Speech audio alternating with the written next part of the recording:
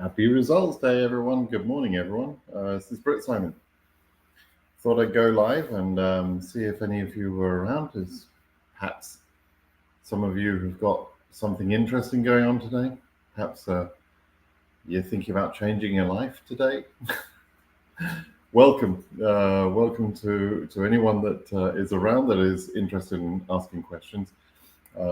Happy to take your questions on DV lottery issues, whether that's DV2020 and 21, whether it's DV24, or whether in about 53 minutes' time it'll be about DV25. Okay, so dramatic much. Oh dear. It is dramatic. Dramatic much. So yeah, I'm going to be a bit dramatic today. So yeah, I don't pray, but if I did pray, I would pray for you, just you, no one else. ICC, good morning to you. Hello from Lithuania. Morning, Andreas. Yeah, you're waiting for the DV25, so that's about 50 minutes from now, right? So good luck. Good luck, everyone from Denver, Colorado. That's awesome. So you're a 24 winner already there. That's awesome. Well done. Okay, let's see. Sri Lanka in the house. Good morning to all of you. You're very well, Emmanuel. You're very welcome. Yep, waiting to change your life. Absolutely, it really is a life-changing event. It can't be understated, really. I mean, or overstated. It's incredible. It's a big change. It's like a rebirth. I often think of it like a rebirth. It's a chance to start your life again intentionally, because we're all born in some country. We've got no control over that. We've got no control over the circumstances of the country we're born in, our positions, etc., in society there, and all of that, right? But when you get a green card, it's like a chance to start again, but with the benefit of making deliberate decisions on choosing where you live, how you will live, what sort of work you'll do, who you will be friends with, what church you're gonna go to, and what sort of car you drive. I mean, all sorts of decisions you have to make, but you form a life, and you can do that in a very deliberate way. And I must admit, I wish I had more time to spend on telling people how to make the right decisions, because I think some people still don't quite understand that rebirth aspect, that ability to choose the life that you want to have. And there really is an opportunity to do that. America, probably above all countries in the world, gives you that ability. You can choose the life that you want to have. And if you're prepared to work for it, you can really get it in America. Whereas in other countries, not so much. That's been my experience anyway. And I've lived in different European countries. I've traveled extensively. I've worked in America. Prior to moving here, I've worked in America for a long time. And I can tell you, America is the place where you can literally say, okay, what do I want?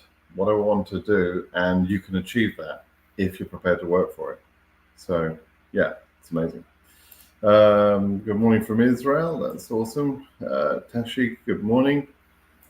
Pencil, wishing everyone who applied, including myself, a very good luck. Absolutely. Good that you remembered to wish yourself good luck.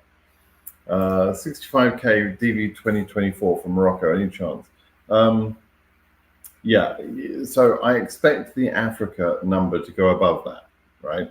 For Morocco in particular, it might do. I can't really sort of be specific about whether Morocco will get there, both in terms of the cutoff number or the capacity of the embassy, right?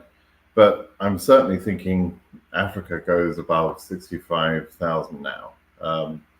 My earliest estimations back in January had 65,000 as kind of the beginning of the danger range. And that was on the assumption that we would see embassies doing a little bit better, in general better, but a little bit better than last year. But then we continue to see underperformance from Cairo, from Addis, from Accra, shameful performance by Accra. And those embassies have helped high case numbers in a sense. Because if you think about Cairo, for example, almost 20% of all of the cases in 2024 were assigned to Cairo, right? That's all the Egyptians, anybody living in Egypt, which is a lot of people, and Sudan, right? Sudanese. So they were supposed to use Cairo as their home embassy. So that's over 11,000 of the 55,000 selectees in one country. And so when that embassy doesn't perform well and doesn't take the number of interviews that we know it's got capacity for, then that dramatically impacts the rest of the region and actually can move the case numbers higher. So I'd expected bad performance, I think, from Addis and Accra, but I didn't expect such a bad performance from Cairo, I have to say. I thought they would do much better. They released 119 2NLs for June in this past month. That's just not enough. That's nothing like what they should be doing. They should be doing 200 and 300 a month. Other embassies are doing that. Nairobi's putting Cairo to shame, right? So, frustrating, but it has helped high case numbers. So there you go. Anyway, somebody who gets my sense of humor, you must have spent some time around Brits because we're a bit weird, right? Do you have any case with your case number 30,800? Oh, Laura, you didn't give me your region, did you? I'm gonna guess your region is Europe and answer the question. I shouldn't. I should just go and sacrifice an angel in your name. But 30,800. I expect Europe to go above that number. So it then becomes a question of whether your embassy is going to perform well or not. If you look at people at Ankara, for example, Ankara's doing terribly. They're not going to do very well. But other embassies will be able to get towards their the maximum case number, and most of Europe is in good shape. And I expect Europe to go above your number. I still expect that. I said from the beginning in January, actually, the minimum number I saw a cutoff coming was about 31,000. And I expected more a range of 35 to 37. I'm concerned about the 35 to 37 range now because KCC is underperforming in general. They're not setting enough interviews in general. But I still think 31,000 is probably going to be okay. So fingers crossed. I couldn't wait. That's right, Ash. Morning, excited camping. Thank you for that. Tech Pirate. What is the only advice to newcomers? Oh man. Right. A couple of bits of advice to newcomers. Number one, everybody should be careful in the way that they're filling in the DS260. Make sure you take your time to accurately fill it out completely, right? That's the first thing. Fill it out honestly. That's the most important thing. Be honest in this process. It's very important to be honest. I've just realized what I'm about to say. Okay, so let me just say, as honest as I would like people to be, if you're in Ghana or you're in Ethiopia or you're in Turkey and you have your grandmother that lives in some other country, then I would probably be filling out, if I were that person, if I was living in Ghana and but I visited sometimes my grandmother in Nairobi, for example, I would probably be using Granny's address for my DS260 from the very beginning, because I'm not trusting Accra at this point at all. I kind of understand what's going on there. We can see the immediate relative backlog they're dealing with, and that will end at some point eventually. And maybe it will end before DV2025 processing starts, and we'll see their capacity go back to normal. But right now, as we stand today, there's certain countries I wouldn't be putting as my home address because look at what's going to happen in Ghana. People with case numbers above 10,000 or so in Accra in Ghana are going to lose their chance because KCC has already locked them into that shitty embassy. That's not fair. And so whilst I believe in being honest, 100% honest all the time, there are some times when you have to look after number one and be a little bit creative, shall we say. So that's what I would say, Tech Pirate. Okay, let's see. Because of China. What's because of China? I don't understand. Brian from Kenya. Hi, Brian. Oh, you're the Brian from Kenya. I don't know how many Brians there are in Kenya. Hi, area. Love you. Oh, I got a fan. Thank you, Grim. ICC, do you think I still have hope for 51K in Egypt? Scheduling still hasn't picked up in only 3 months after. It's getting scary, ICC. I have to say, it's getting scary for that number range. Actually, are you Egyptian, ICC? If you're Egyptian, you're not current, right? So let me just check that. I don't often sort of look at the, let me just check this. I don't often look at the countries. I don't memorize the countries, the country cutoffs as well as I should month to month. So I look at them, but I don't memorize it. So yeah, if you're Egyptian, you're not current. And if you're not current, your case number means that your DS260 isn't locked yet.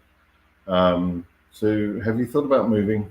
You'll still be under the Egyptian number. So unless Egypt goes to your case number, as an accept number, then you wouldn't get current, no matter where you are in the world. But if you become current in Egypt, if your number becomes current in Egypt, and they're backlogged, then you're going to have the double whammy of becoming current but not being able to get an interview. So, I wouldn't be staying there, to be honest. I wouldn't hang around to find out. So I would be probably moving countries right now before you get current. Now, you're not likely to get current in the next visa bulletin. It might happen, but it's not that likely. So you've got a little bit of time, perhaps. But once you get current, that's it. You're locked in. So be careful about that. ICC, I'd hate to see, after all the times you've been on my videos and so on, I would hate to see your chance disappear like that. So please, let me know if I've misunderstood your position. Please, sir, if you don't see your name in May, is there a possibility you can see it by June or July? There's a video being published, I think, in a few minutes that will explain that. But basically, the results are announced at one time, and in most years, that's it. The results being announced today, that's it. That's the end. It doesn't change in a week's time, in 2 weeks' time, or in a month's time. It doesn't change. In some years, not every year, there is what I call a second draw. And it's a second sort of lottery revealing of more numbers. They don't do it in every year because recently they've been over-selecting in the first draw, right? If they over-select, if they select too many people in the first draw, there's no need to make more numbers available, have more winners, right? But in 2018, they selected 83,000, I think it was, which was too few selectees in order to fill the quota. And so they released a small number, about 5,000, I think, of extra winners, right? And those winners got numbers starting from the highest case number that had already been released. So it's just an additional an amount. That can happen if they under-select in the first draw, And if it happens, the results for that second draw would happen in about September or October. But we'll know very soon how many selectees they've picked in DV 2025. And if it's over 100,000, then there won't be a second draw. It's as simple as that. Okay. Can you have a chance at AS 16,762? Yes, I expect that case number to be current. Fingers crossed. It's not 100% certain, obviously, but fingers crossed. Pray for me to get accepted. Please let the expert be accepted. There you go. I prayed for you. That's about the first time I've prayed in about 45 years, probably. We are winning this year. Good. Hello. Do you think case number 10,100 Asian would be current in next bulletin? Yeah. I think I'm expecting the visa bulletin for Asia to move to about above 10,000 and maybe up to about 11,000. That's what I'm expecting or hoping. And I'm sure someone's going to ask. So for EU, I'm expecting around about 25, maybe 26,000. For Africa, I'm thinking it's going to be mid 60s, so 65, 67, something around there. That's what I'm thinking. And then Oceania, we're pretty close to sort of maxing out in Oceania. So maybe another 100 increase for Oceania and maybe a couple of hundred for South America. DV 2018 winner. Like always, doing a great job. Thank you. Thank you. I'm glad to hear from you. It's awesome. Good afternoon from Liberia. Fingers crossed for a win. Yep. Lithuania, absolutely. Matavu says, I am a winner. DV 2024 or 25. I always enjoy it at this time. There are people who swear to me they've been selected. I even get case numbers from people pretty early on the new, even before their results can be announced.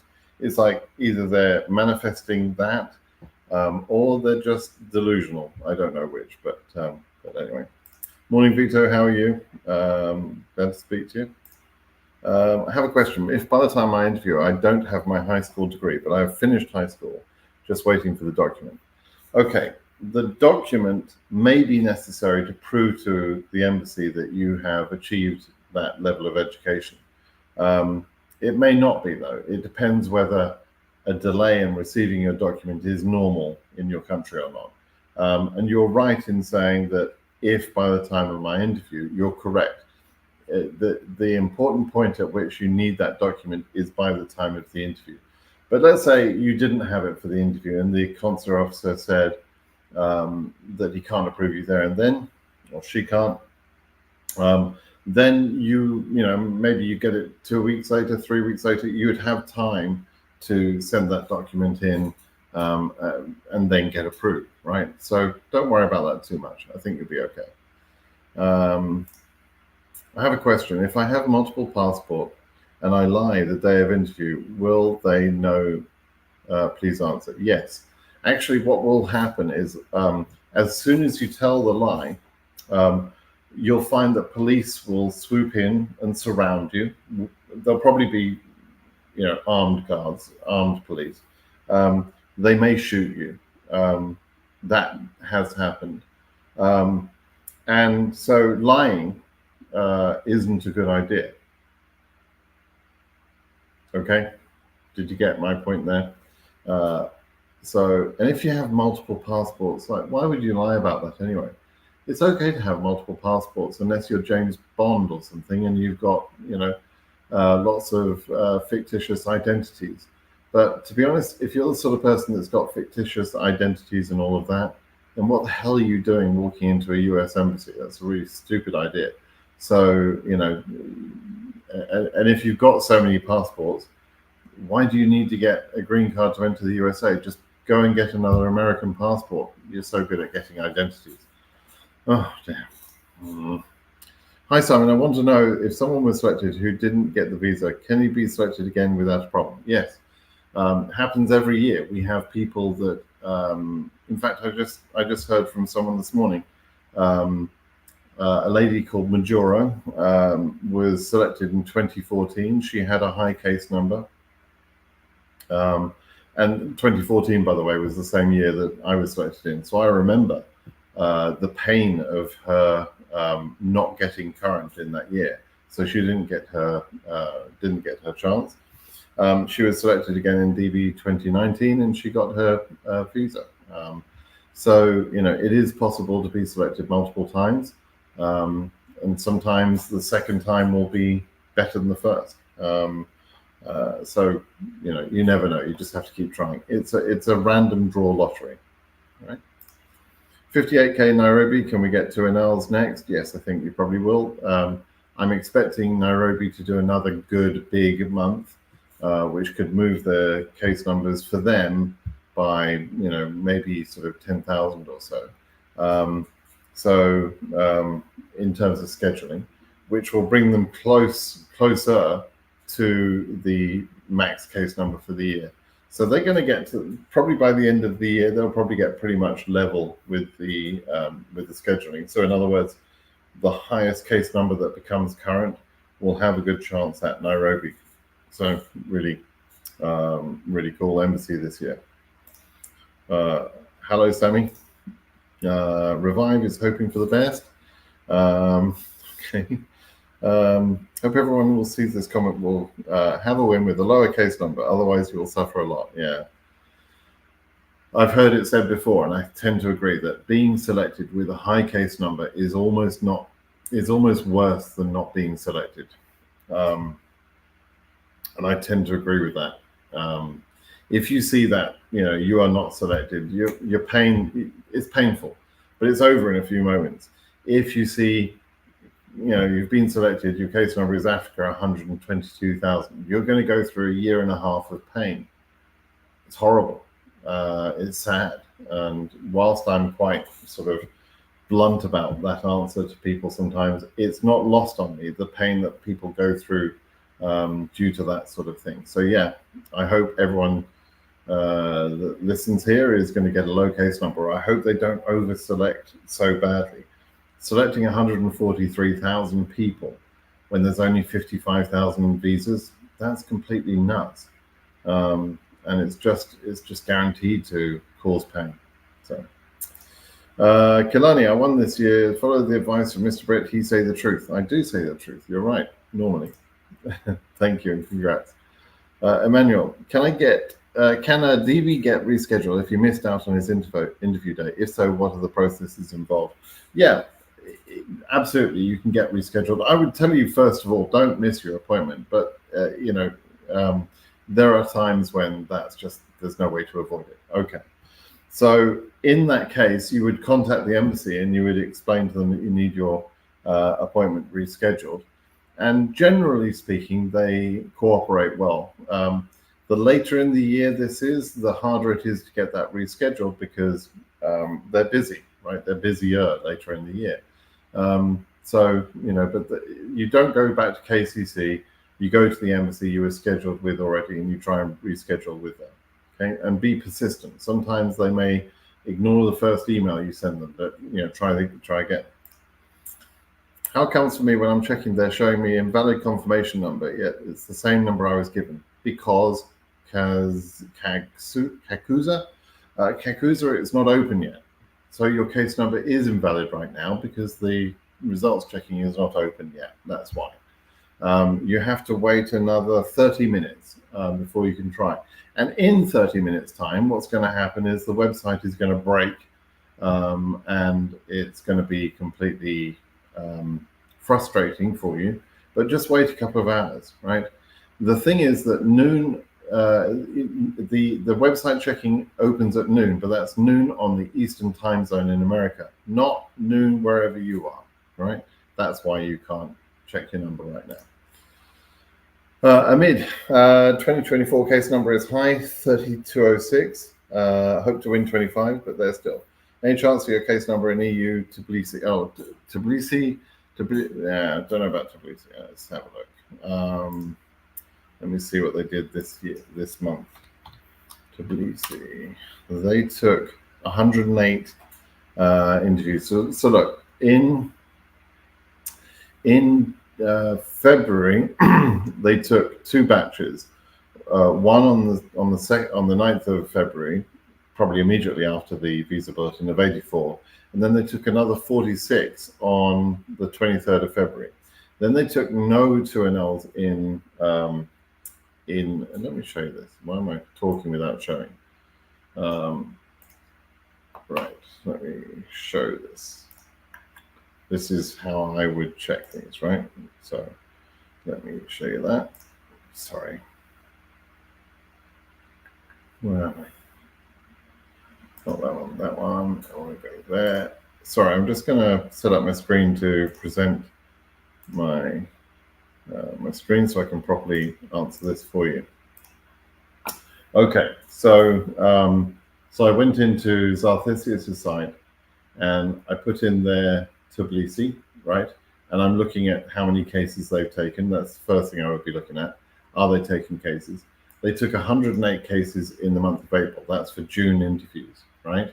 And after all of that, they are almost, I would say, almost up to date, or at the current point, even though they missed out March, which might mean that what happened is that they took these extras in February and put those into what would have been the 2NLs that they should have received in March, right? So maybe they did something like that. Maybe they moved some cases around. I can't quite remember if I've seen evidence of cases being moved around, but it's possible. But so you have a pretty good chance, I would say, with your number of becoming current. It should become current.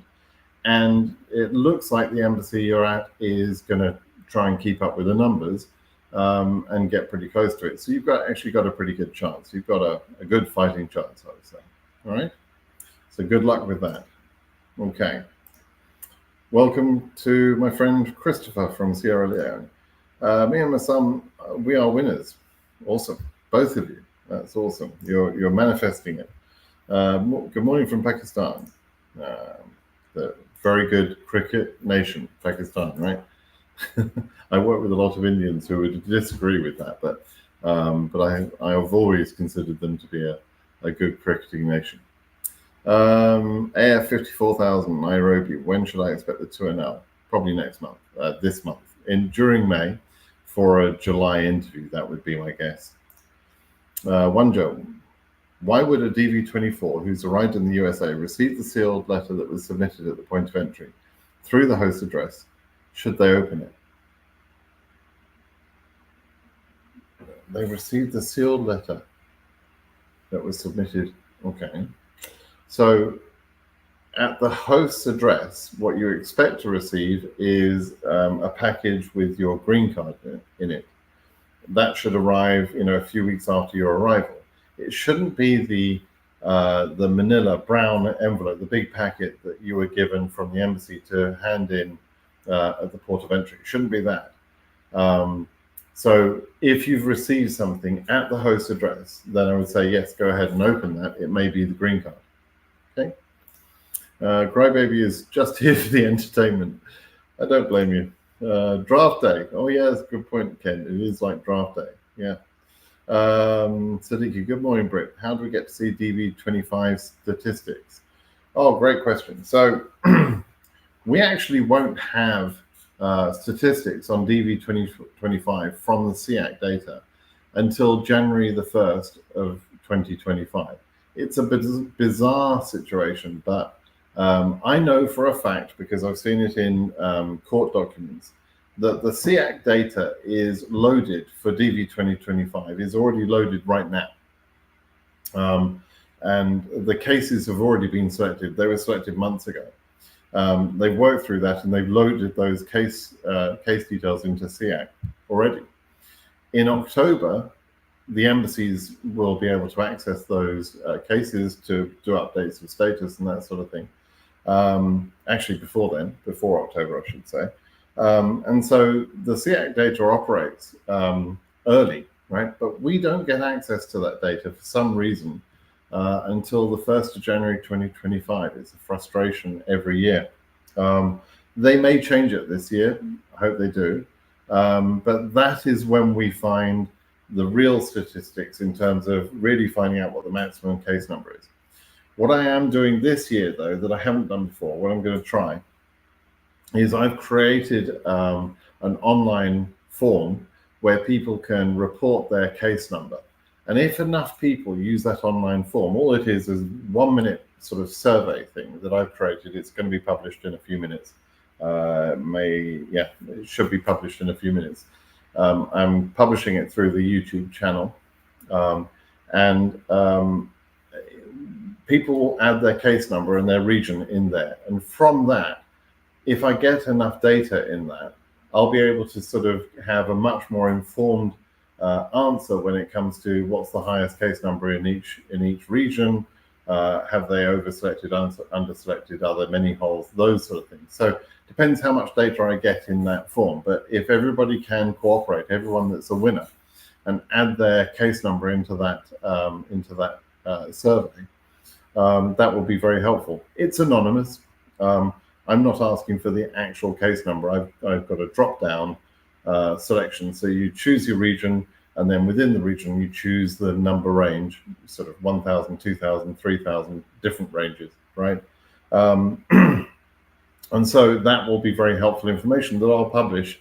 And I'm guessing if enough people respond to that, that will give us a good picture of where things lie. And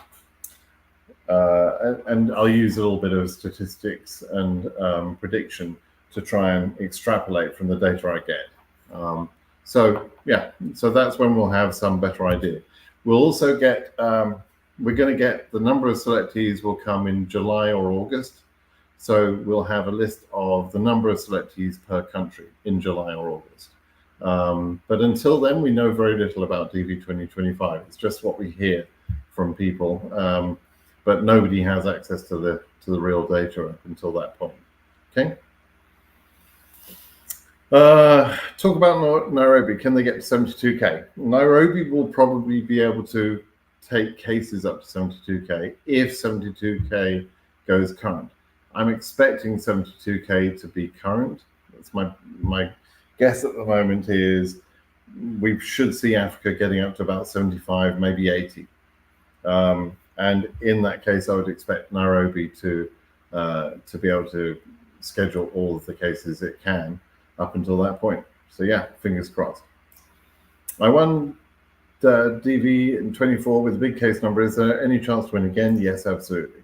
Do you think case number 10,000? I've already answered that. Waiting patiently. Only less than 21 minutes left. I expect a few people will drop off this video, go check their numbers, and come back and tell me they've been selected or not selected or whatever. So I'm looking forward to hearing from people live. I only won 2021 30K case number. I feel like I'll never win again. Abdi, maybe this year will be your chance. Good luck with that. And it may be that if you are selected in DV 2025, you might get your 2025 green card opportunity before you get your 21 green card opportunity, the way the lawsuit's going. Are there 2NLs sent in August? Yes, but they are for DV 2025. Okay, so they won't be, in general, they won't be DV 2024 interviews being sent at that time. It's not impossible. I've seen 2NLs released like in DV 22 and 23. They released some 2NLs very late in the year, like at the end of August for September interviews, and even I think at the beginning of September for September interviews. But that's not normal. In a normal year, the last 2NLs for the year would be issued in July, and then August is when they start sending the 2NLs for the next year, for October interviews, which is the next year. Okay. Can I fill my DS260 immediately if I learn that I win this year too? Yes, absolutely. You're already waiting for your 2NL. It's absolutely fine to have two DS260s filled out at the same time. Just for goodness sake, make sure you fill out the new one correctly, right? And if you had made a mistake in your DS260 for DV24 that you didn't correct in the 24, firstly, you should have corrected it, but if you didn't correct it, Make sure you don't just copy that bad answer into DV2025 if you win. Correct it there. Don't worry about the fact that they're out of sync, that they're not making sense together. Just get the information right, okay? Okay, hi from Sri Lanka. We're waiting with my kids to scream to know that I'm a winner. That's awesome. I remember vividly, we entered 2 years, myself and my wife. And I remember the disappointment of the first year when we didn't get selected. And I remember the big shock I had. I was actually in work. I was working in the UK at the time. I was in work in London, and from the work computer, I checked firstly my result, and I wasn't selected. And then I checked my wife's result, and she was selected. And it was more or less the end of the day. And so I think I phoned her, and I spoke with her about this the other day, and she said there was something in my voice that she just knew as soon as I phoned. She knew that we'd won. One or the other of us won. So she said, which one won? Which one of us won? And it was her. So happy days. So yeah, good luck. A passion for cakes. I hope you win. Hi from Vietnam. Awesome, David. Hi, Simon from Lee. Good afternoon from Liberia, Brit. I know I'm a winner this year by God's grace. Awesome. I wish God was involved in the DV lottery. I'm not sure that he is, but good luck with that. I hope you've been saying your prayers. I saw the Israel numbers. It looks like the council didn't even give visas. Hope that 25 will be changed. Yeah, there's obviously, there are some problems in Jerusalem, and it's very difficult for people within Israel to travel there. Some of the people obviously stuck in the West Bank or in Gaza, for example, are having extreme problems, as well as other Israelis that perhaps don't have the travel problems, but they've still got problems in actually getting interviews. So yeah, it's a mess there. I wish it weren't happening. I feel very strongly about it, but I won't go into it. When should you take the health test? After the interview or before? You have it as soon as you get your 2NL that says you've got an interview, which normally is about 6 weeks later, 6 or 7 weeks. So you receive an interview, let's say you receive your 2NL in May. That schedules you for a July interview, right? So it's about 6 or 7 weeks later. And during that 6 or 7 weeks, preferably a week or two before the interview, you have your medical, and you schedule that. And the physicians, they understand the process, so they will sort of hopefully schedule that for you at the right time. Okay, and then that's usually no less than a week before the interview, because it takes a little bit of time for that report to be made ready and given to you, so that you can take to the embassy if that's the procedure, or it's sent directly to the embassy. In some countries, it varies, right? So, but you are responsible for scheduling that medical. Okay. Slack. What time does the entry check open? Here's hoping. It opens at about 15 minutes, which is noon on the Eastern time zone in America. Right now it's 8:45 a.m. where I am in California. So it's, but it's 15 minutes from now. When should you take the health test? Already talked about that. Raymond from Cameroon, please, when I open the entrance status check, I'm unable to access DV2025. Please help. Ratty, it's not open yet. You have to wait 15 minutes at least. That's why you can't check, because it's not open yet. Okay. Do you think at this stage they have done with all the cases? Oh, the DS260 processing, I guess you're asking about. Not 100%. They will have opened all the cases, yes. There's probably still some that are going through further background checking. And they seem to be answering some people that they're still processing. So, there are some people who are being delayed for sure. Happy DV day. I hope it's your lucky day. Yes, indeed. Good luck.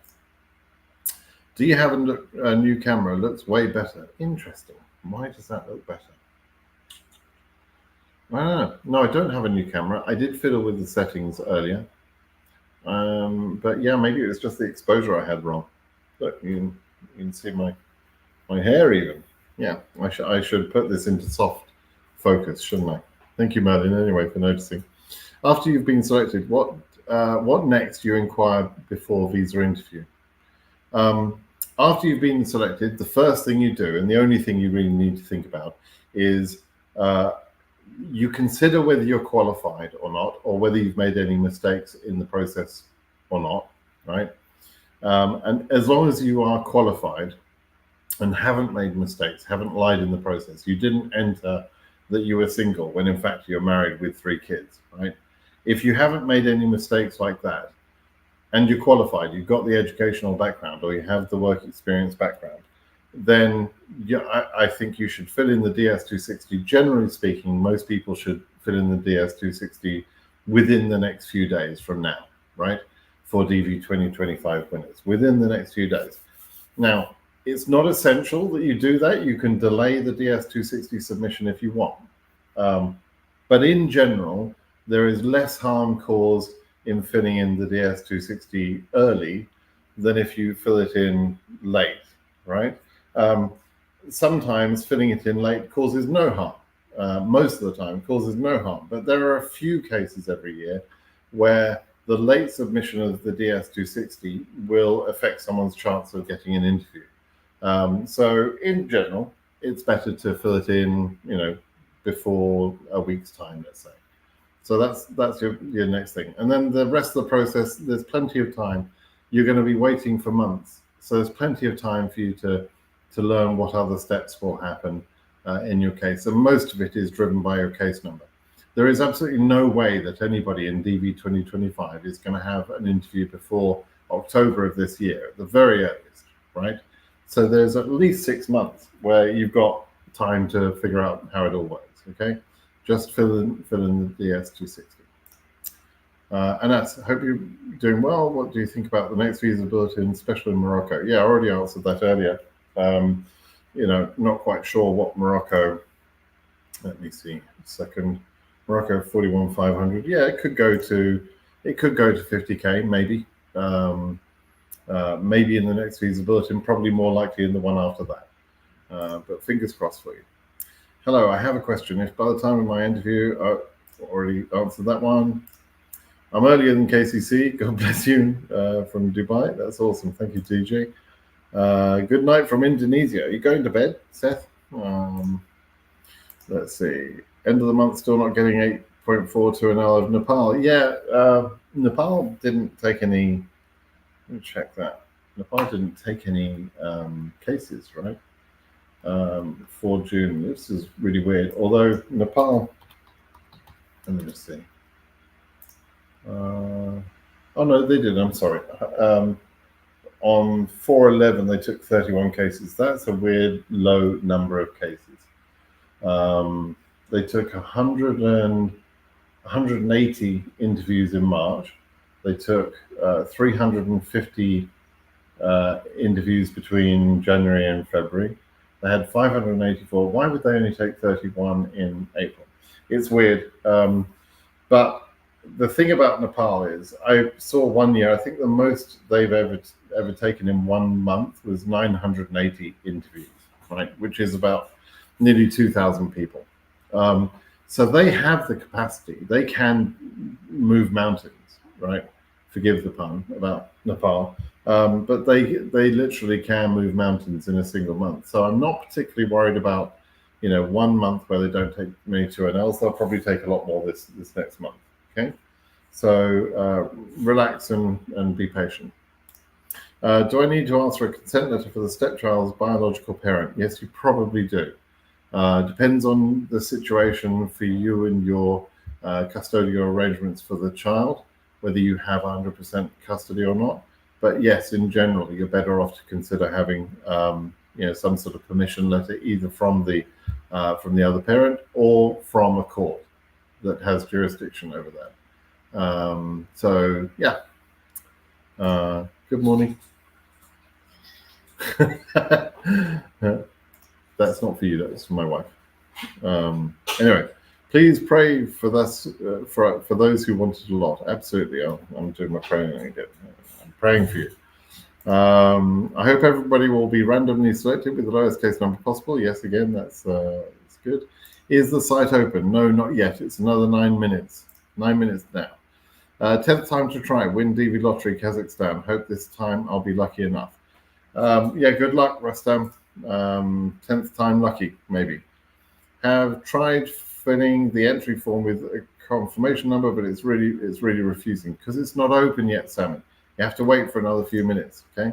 Robitro, currently in Virginia, arrived April 30th, went to my Social Security Administration yesterday. I bet that was fun, right? It's an interesting place. They couldn't check if my application's in the system. They said come back in 3 weeks with no news. I guess all I can do is wait, kind of bored. Yeah, so actually, I should probably be a bit more clear about this. Dealing with the SSA in this country or any government institution like the DMV or anyone else, it's frustrating as hell because they seem to find the most uncooperative, most bored employees you can imagine. There must be something pretty awful about working for the SSA or DMV or those sort of government offices because it makes miserable employees apparently, and those miserable employees will do anything to get you to go away from their counter. And so the last thing in the world they'll do is be helpful. In the first week of arriving, they will almost always send you away, right? And you have to be persistent with them. But I would say don't go in the first week of arriving. Go in probably the latter part of the second week, and you've got more chance of being in their system. You don't have to wait 3 weeks before you go back. That would then be 4 weeks after your arrival. You can go in after a couple of weeks, maybe in the third week or something, try again then. But it's just so depressing, right? Yeah, good luck with that. Okay.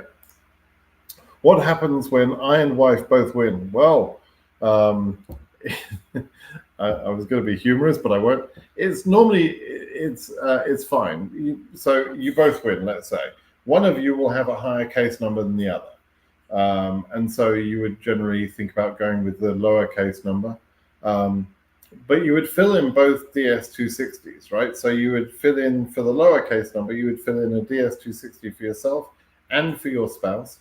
And then for the higher case number, you fill in a DS260 for yourself and for the spouse, right? And any children, you can put them all on there. You can do both forms at once. Now, the only thing is that you have to think about, do you both meet the qualifications for education and or work experience, right? If one of you doesn't, then there is no point in filling in that form. And then you focus on the other form, right? Because that's one of the things. But if you both happen to meet the education standard, then you can both fill in the forms, and you'll probably just process the one that is lower in case number. But fill them both in. There's no harm in that. Okay. Okay. 5 minutes to go, everybody. And in 5 minutes' time, a prediction. I got a prediction for you. Late breaking news. In 5 minutes' time, the wires that connect the servers to the internet for the servers that have all the lottery information, those wires will just melt. That's what's going to happen. And the website will immediately start behaving really strange and really slow. Let me show you something here. Yeah, this I always find fun. There's a sort of a monitor. I can do government wide here. There's this sort of monitoring system that says how many people are accessing a website on the government domain in the last 30 minutes. I've got this set up for the last 30 minutes. And so what will very quickly happen is we'll see the DV lottery program page, which is dvprogram.state.gov.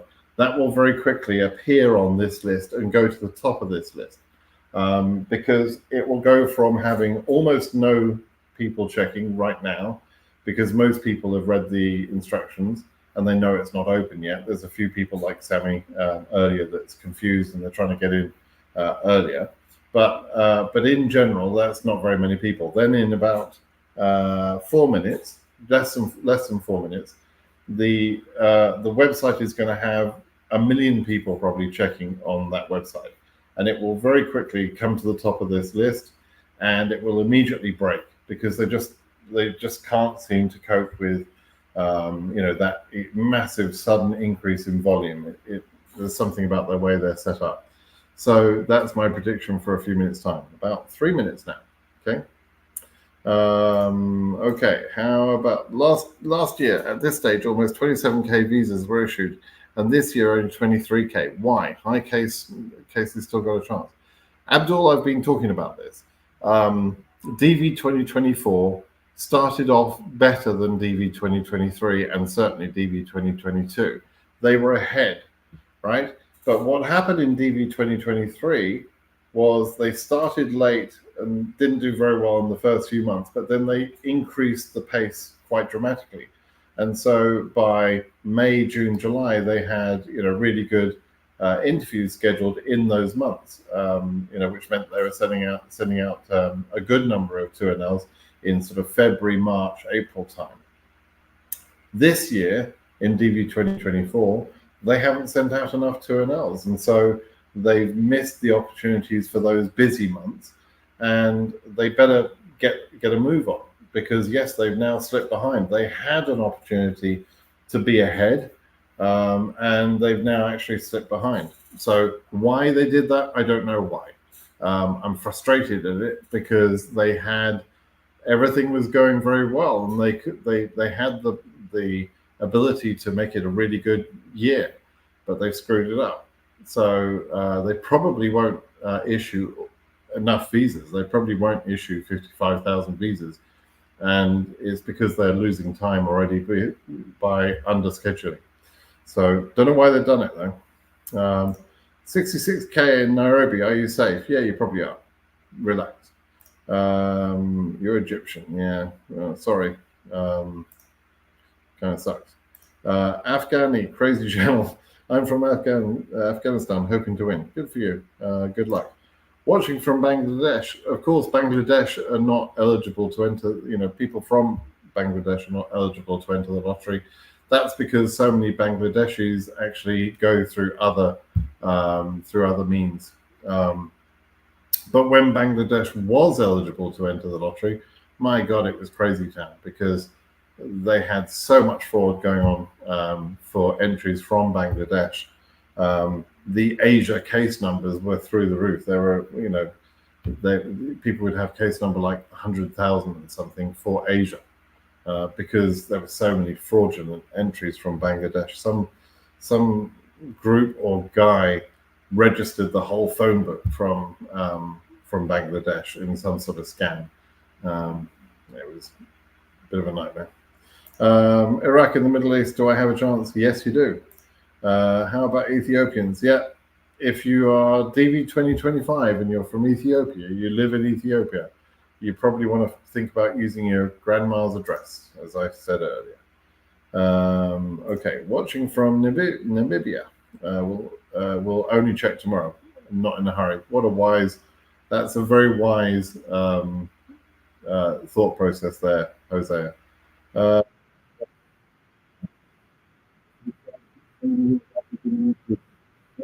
And Iraq is in the Middle East, and yes, you still have a chance, but do stop spamming, please.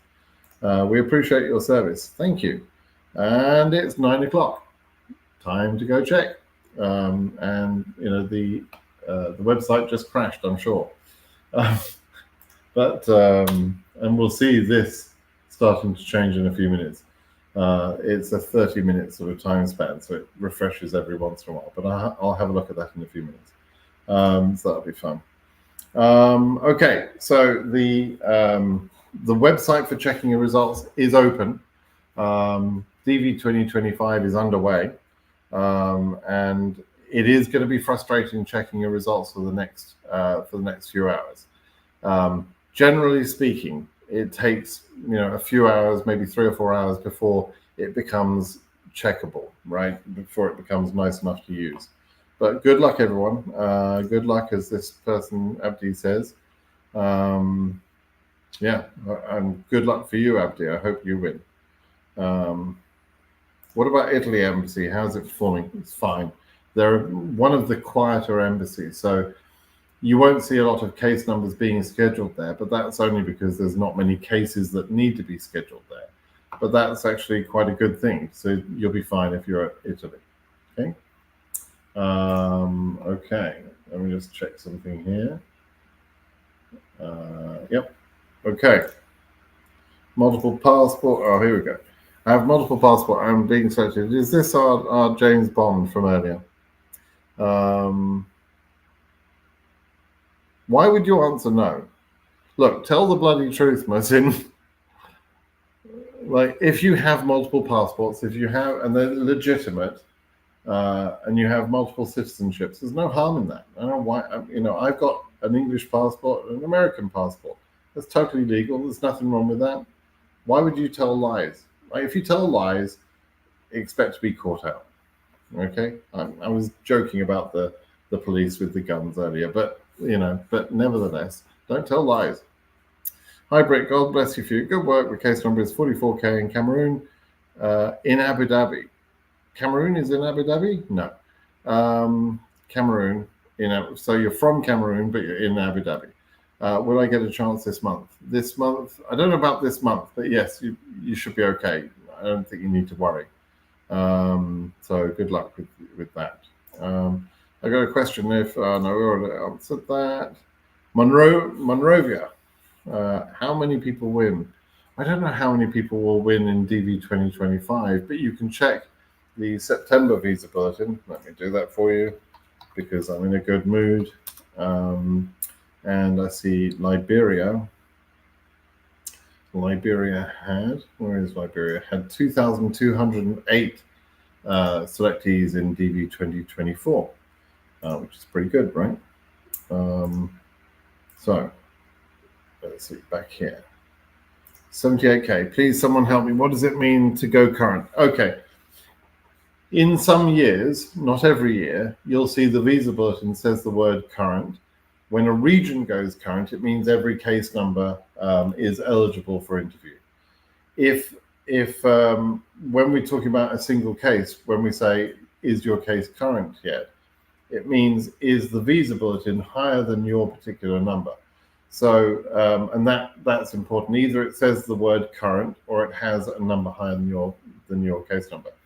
If you don't go current, which means if the visa bulletin ends in July at a case number below 78,000, whatever your number is, then it means that you didn't go current, you didn't ever go current, and you have no way of getting an interview. You're not eligible for an interview. That's what it means. Okay. Trying to check DV25. It says invalid. Christopher, you were checking too soon, but it's now open. You can go and try and check there. That was the cause. Okay. Bad luck this time, sucks this year at 8:17. Okay. Wow, I'm really behind on. I'm going to scroll down a lot. I'm going to jump past a lot of questions. So if you have an actual question that you want to ask me, please ask it again, because I can see I'm massively way behind on questions. I'm like 30 minutes behind. And I'm just going to jump past a lot of those so that we can see some more current questions, right? Wow. I must have a lot of people. Oh, I've got 2,000 people logged in. That's why I've got so many questions here. I normally only have concurrently, 300 or 400 people, but there's 2,000 people online right now. 2,054. So yeah, that's huge. Right, sorry, I'm just scrolling up. Okay, looks like I'm almost up to date. Okay, let's see if we've got some people who have already checked. The website crashed. Wow, who'd have thought it? Yeah, it obviously did crash. Hooney is not being selected. Hi, Britain selected last year, case number AF70K. Do you think I'll be able to stand a chance of interview in Monrovia? Yes, I think Monrovia is actually doing very well, and you have a good chance of going current with AF70K. I think you will become current, and I think you'll have an interview, so get ready for that. Popcorn, yellow striped smile. Popcorn, yeah, that's awesome. Shame, yeah, I'm sorry, Hooney. I'm sorry you didn't get selected. Maybe next year, okay? I won, say congratulations. Usama, I hope that's true. Did you win? Give me your case number range, like, 2025 AS, whatever it is, right? Or AF or whatever. What happens with invalid confirmation number? Anybody? Well, so if you were getting that a few minutes ago, it's because you were checking too early.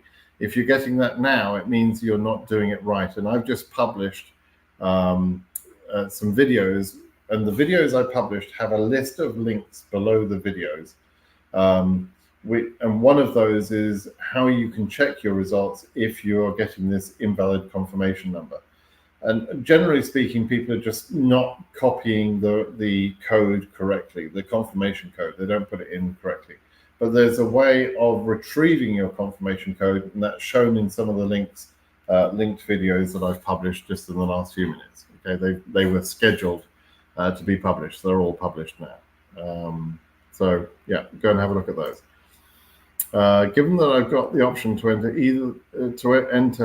either enter the US before my 26th birthday or after my 26th birthday, please guide me through the benefits and pros and cons of entering before and signing up for the draft.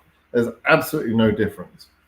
If you enter before, you are legally obliged to sign up for the draft, right? But once you've reached 26, you're no longer eligible to be called up for the draft, right? So it's really not a problem. And these days, warfare isn't fought with people drafted into militaries. It's just not the way we work. There's 1 million people, and 1 million Americans already in the military. We don't need to be drafting up soldiers to go fight battles. We've got a bigger army than most countries in the world anyway, right? So we're not drafting people. Don't worry about it. It's just one of those legal obligations you have to do. But we're not going to war in the next few days here. So, just go ahead and enter and don't worry about that. Tom, not selected. I'm sorry about that. England has not been selected. James. Oh, I'm hoping to hear from some Brits about being selected. Masood, I'm an Iranian living in the Philippines, moving to Canada in a couple of months and apply for work permit. I was wondering if I ever win DV 2025, what would be the best action to take for me? Go win 2025 and then ask, right? You've got a lot of country stuff going on. Philippines is fine. You can process there. You can process in Canada. I think you asked me a question on my blog yesterday. I think I answered a question from you, Masood, because I remember this sort of example. But you can process wherever you happen to live. Spain, pobre. Sarah, lo siento mucho. I'm sorry you weren't selected, but you can try again next year. I want to see more people from Spain entering the lottery. I might end up retiring somewhere in Spain. So, I'd love to see more people entering from there. My wife is from Spain, so yeah. If someone won, you guys are very lucky. Absolutely. 20 million people roughly would have entered this lottery, and only about 100,000 are going to be selected. And only 50,000 or so are going to get 55,000 are going to get the visas. So, yeah. I'm new here. Can you explain what's your content? Because I'm interested. What's my content? That's awesome. Crystal, what do I talk about? I talk about the DV lottery, which is the green card lottery in America. I only talk about that. I don't advise people on other avenues of emigrating to America. I don't show people how to make a Tanzanian salad. I don't talk bullshit. I don't lie. I sometimes annoy people with my humor.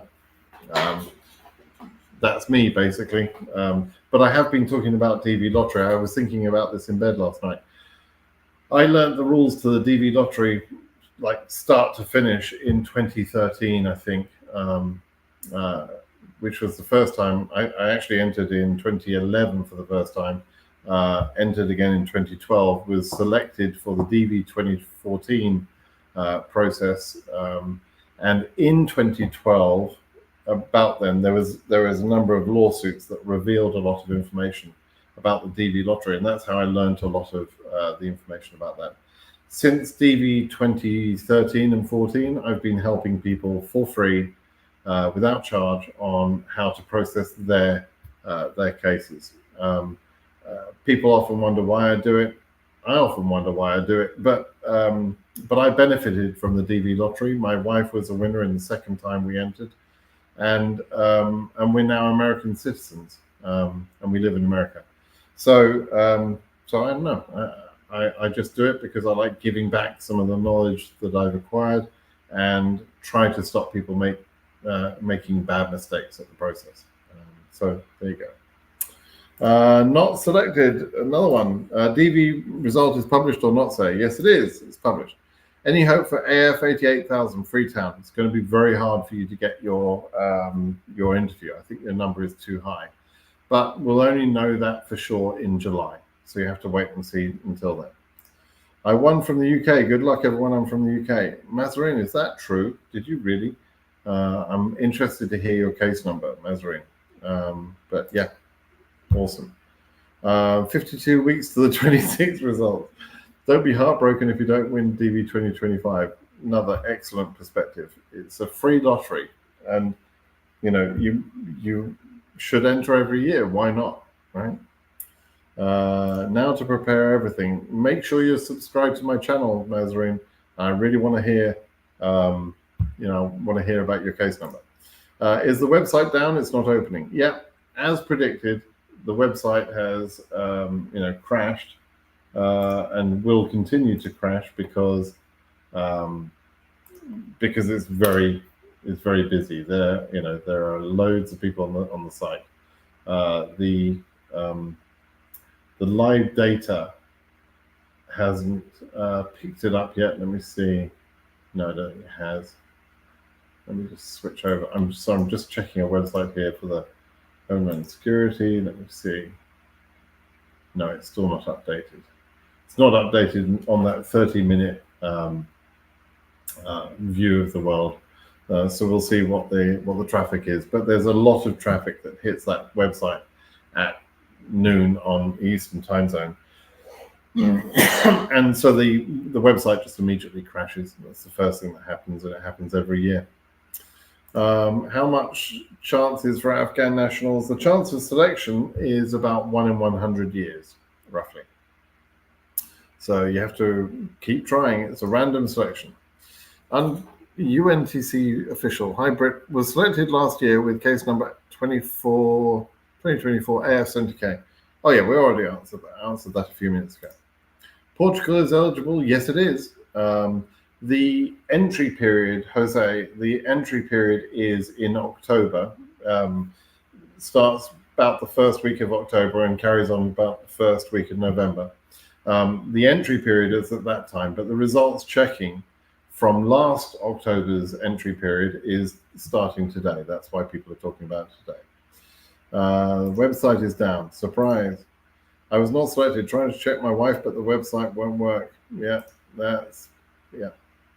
nearly impossible for the Netherlands, I believe.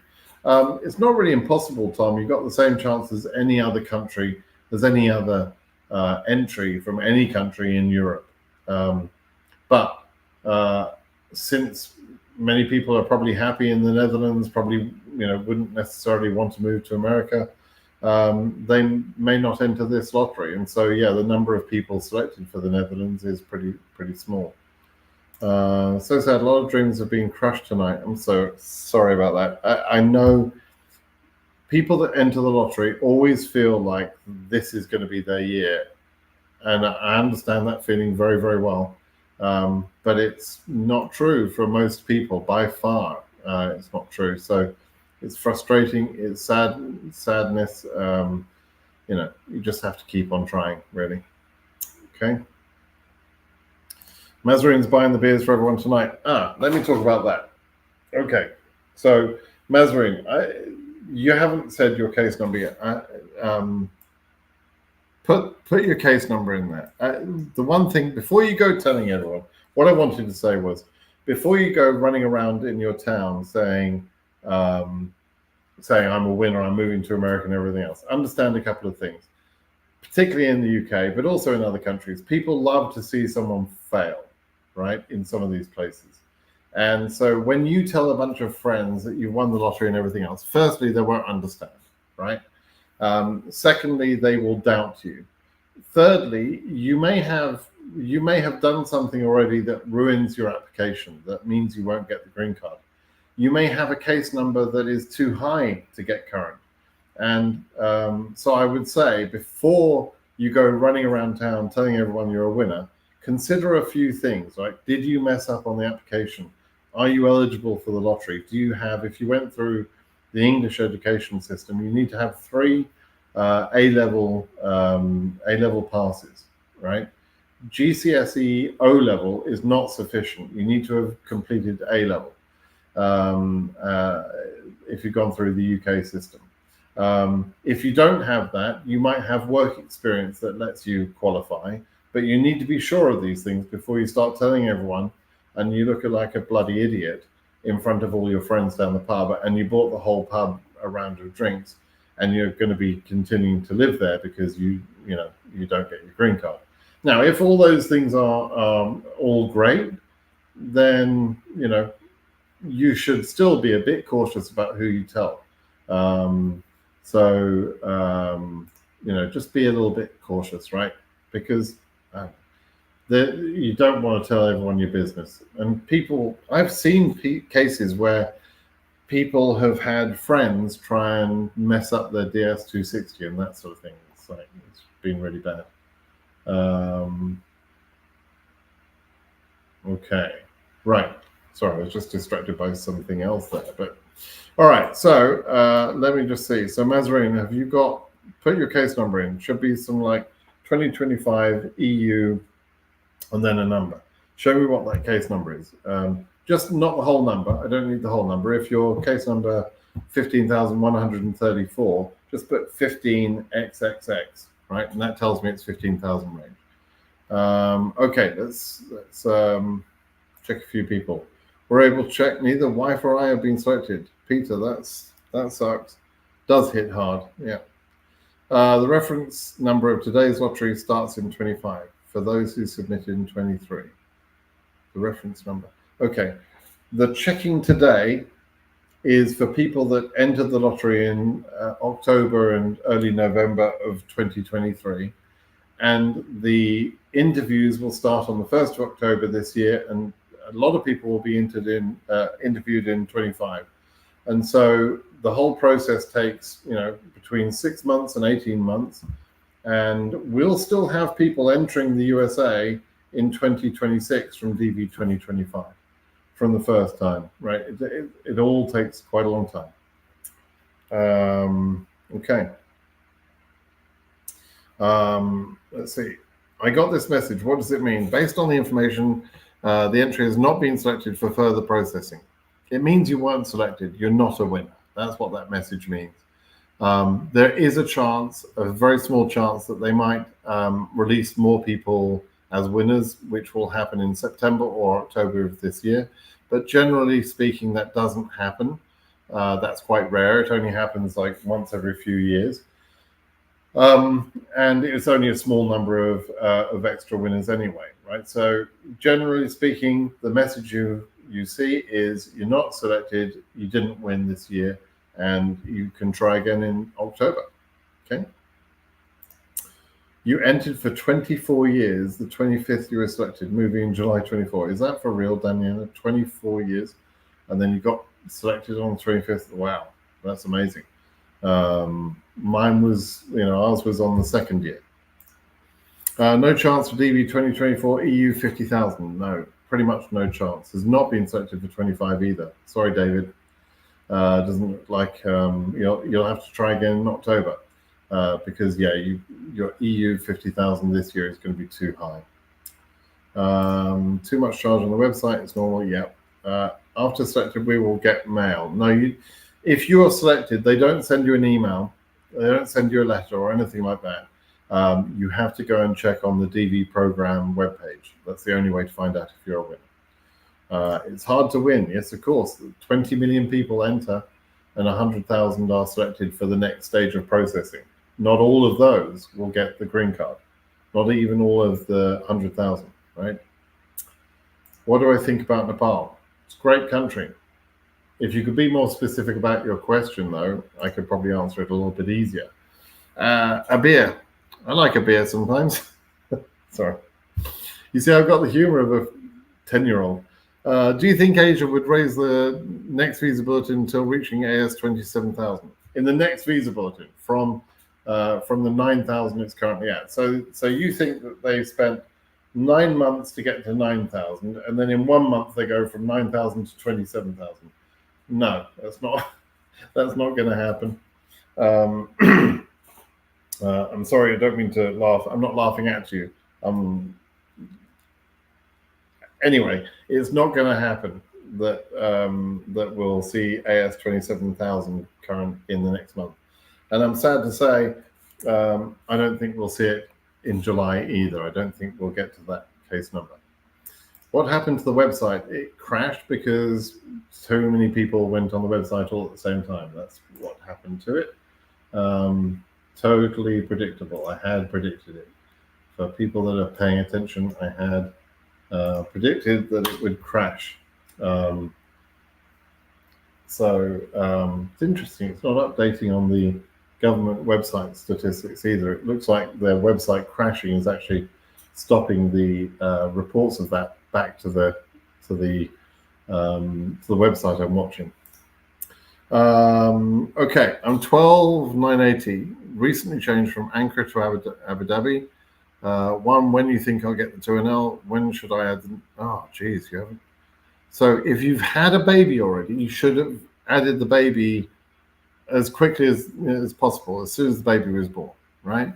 But when will you get the 2NL? First of all, I'm not sure. I mean, I don't know because your region is not clear for a start. So I don't know if you're current yet or not.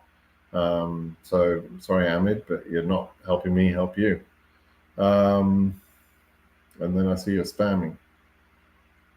I'm feeling lucky because Trump may abolish the lottery. Yeah, he might, Mazarine. If he gets in, he might try. But the one good thing about Trump is that he's really good at being incompetent. And so if he wants to ban the lottery, it almost guarantees the lottery won't be banned.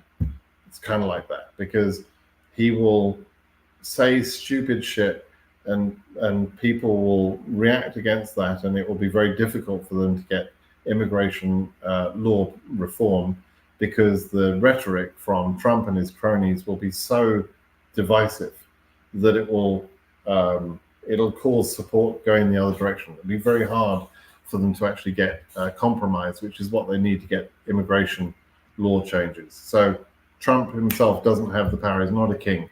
If he is elected president, he wouldn't be the king. And he can't just, say, okay, I'm going to cancel the DV lottery. It's not legally possible. So, it won't happen. But Mazarine, I haven't seen your case number yet. Have you put that in? I'm trying to advise you. Did the site crash? Yes. Soy Argentina y la página no me funciona. Yeah, soy Argentina. Okay. Yeah, no funciona para todos. Porque en este momento es basura, es caca. Mucha gente y no mucho potencia. Anyway, yeah, it's screwed. It's all session timed out. Yeah, that's the sort of thing you have. Page is not working. I know, Agustina. I know. You say. Confirmation number. Okay, this gentleman has put his confirmation number in there. That's kind of odd, but I'm going to copy that because let's take that off. Because what I'd like to do, how do I do this? I'd like to check that and see how the website is responding. But anyway, cool. Chandra Mahi. Yeah. Did the site crash? Please answer me. Yes, the site crashed. Totally predictable. Does being born in the UAE give me a better chance? Better chance than what? Better chance than what? What? Give me a clue. What are you asking? Seems as though the website has crashed. Yeah, I won from Mars. But the criteria they use, I don't understand. What criteria? Which bit don't you understand? I'd like to answer your questions, but you have to give me the whole question. Is anybody else having problems inserting the last family name? The web page is not allowing me. Yes, because it's breaking. Okay, no chance for, yeah, already answered that one, already answered that. When is the DV2025 official result is out? It was released about 27 minutes ago. Being selected to stay at my country. Great way of putting it, future, like that. Is there a potion of each country in Africa? Or Africa is considered one ballot? Great question. The draw is by region. So every country in Africa is all put into one pot. And the only reason we see more selectees from one country or another is because there were more entries from that country or this country, right? That's the only reason.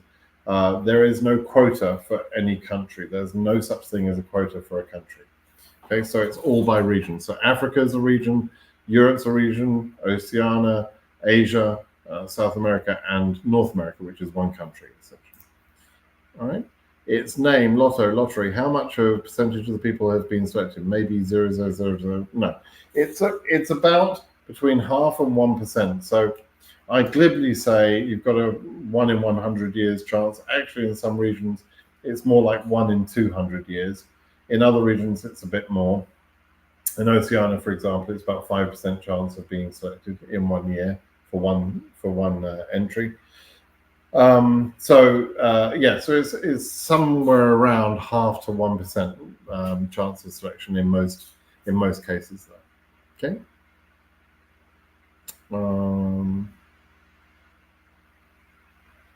Okay, my reference number starts in 2025, right? Your confirmation number starts in 2025.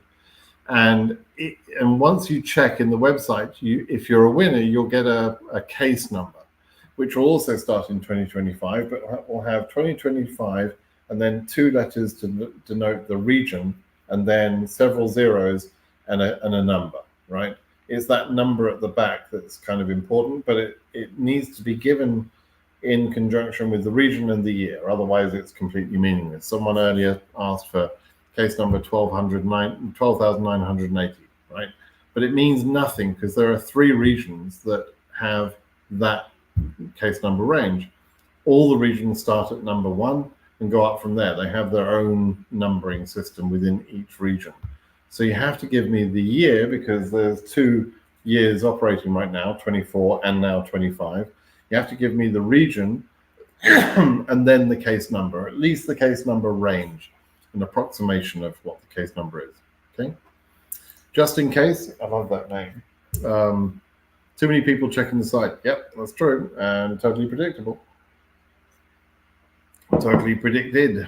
Case number. The website is not opening. Yep. Somebody else who's giving me their details. Probably unwise to do that. The website has crashed, but how? Like why? Like why? How was I able to predict it? It's because I knew that everybody is going to suddenly go into that one website and try and check their numbers, and their website's not capable of handling all of that traffic in just a few seconds time, right? Listening you to improve my English skills. Okay, bit more listening, Xavier. Well done. Is there a portion of it? I already answered that. 225 EU. Okay, Mathering, right. So your EU 1138. So I'm going to take that away. But when you quote your case number, just for you from now, you just do EU 2025 EU 11XX, right? So you've got a case number just over 1,100. That's extremely low. That's very lucky, Mathering. And you're guaranteed to get current. And if you fill in your DS260 pretty early, you will have very high chance of getting an interview in October or November. So, good luck to you. That's fantastic news. Congratulations to you. That's really cool.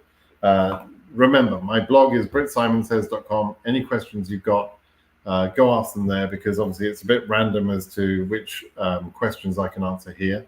And obviously, my YouTube channel, you need to listen to that. So congratulations. I'm very intrigued to hear all about your case. So well done. But that's the first winner that I know about, and it seems legitimate. Okay, case number, I already talked about that one. Brit, I'm from Ghana. The website is not opening. Yeah, I know it's not opening because there's too many people entries checking their cases, and so it will be a few hours before it will work again. Probably for people in Africa right now, it's getting to be the end of Saturday night. I'd say go to bed and check in the morning. Wake up early or something and go check in the morning.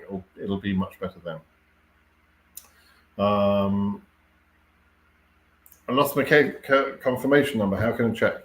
On the web page, when you can get in there, go into the web page, and just under the case number or the confirmation number that you put in there, it has forgot confirmation code. Click on that link. It takes you to another page where you enter your name, your birth date, your email address that you had when you applied, a couple of things like that. You click the link there, and it will give you the confirmation number and take you back and allow you to check your entry. So all is not lost. If you've lost your confirmation number, is actually a good way to confirm that the confirmation number is what you think it is. So yeah, so there you go. Low case number, look pretty good. Yeah, that's true. I don't from winners. Website is down, huge traffic. That's true. Mazarin, wow, yeah. Yeah, it's supposed to be 16 letters. The confirmation code is 16 letters, yes. Somebody else not selected. Sorry, duh. Congrats to Mazarin. Lots of people are feeling it for Mazarin. That's awesome. Air 51K in Ghana. Is that 24? You got to quote your you got to quote your year. Is that 24 or is that 25? If it's 25, I would be interested in hearing about that. But if you are from Ghana and it's 25, then you need to think about what I said earlier when I said, do you have a grandmother that lives in some other country? Because you're not getting an interview in Ghana with case number 51,000. It's not going to happen. So, yeah. Brit 7180 from Accra. Yeah, been current since August and still not getting to an L. The thing I would say, Vitas, is that you have a good chance of getting your interview because you're in the range where even at 30 or 40 interviews per month, which is what they seem to be taking in Accra, even at that level, they can get to your case number. So you've got a good chance. Okay. All right, let's see. Has it been announced? Yes. How long do you have to fill out the DS260? Can you fill it out after 3 months? You can fill it out after 3 months, yes. There is no technical time limit or deadline by which you've got to fill in your DS260. And some people wait until 11 and 12 months after the selection to fill in the DS260. It's a bit risky doing that. It can cause some delays in some cases, depending on your case number and so on. But waiting 2 or 3 months is not really a problem. But in general, I don't have many people who complain or regret having filled in the form early. And sometimes I have people who regret having filled it in late. Right? More often than not, it's people who regret filling it late. The only exception to that is people that never get a chance to get an interview because their case number is too high. They filled in a DS260 far too early, and then they don't get the green card, right? So, and the fact that they filled in the DS260 will cause them problems when they're applying for non-immigrant visas in the future. That's the only problem that you have to worry about, okay? People in the UK love to see people fail. Yeah, it's a big difference between Brits and Americans. Americans always wish for your success. It's absolutely true, Mazrin. I don't know what it is about the UK, but the way I describe America is it's a win-win society. I can win at business, you can win at business. If we're doing a deal, I want to win. I want to make sure I'm doing okay, but I want you to do okay as well. That's how business is done in America. In the UK, if I want to win against someone in business, I've got to make sure they lose. That's basically how it works, right? That's a shame. And if you are doing well and successful, there will always be some dumbass in the corner that is, that is basically hoping you'll fail, that is waiting for you to fall on your face. It's one of the reasons I don't love everything about the UK. Mainly, we moved because of the weather, because the weather is awful. But but yeah, that sort of attitude in England drives me nuts. Hate it. Okay. A big fan from Nepal. That's awesome. Should we check again if not selected? If not selected, you're probably not going to be selected, but you could check again one more time in October. Do that. I've been selected, but I don't want to probably go. That sometimes happens. People get selected. They enter the lottery just for a giggle, and they weren't really serious, and they're selected. And that's one of the reasons they over-select entries, right? Because they know that if they select 100,000 people, there'll probably be 5,000 people, 10,000 people perhaps who never proceed with the process. So that's why it's one of the reasons they over-select.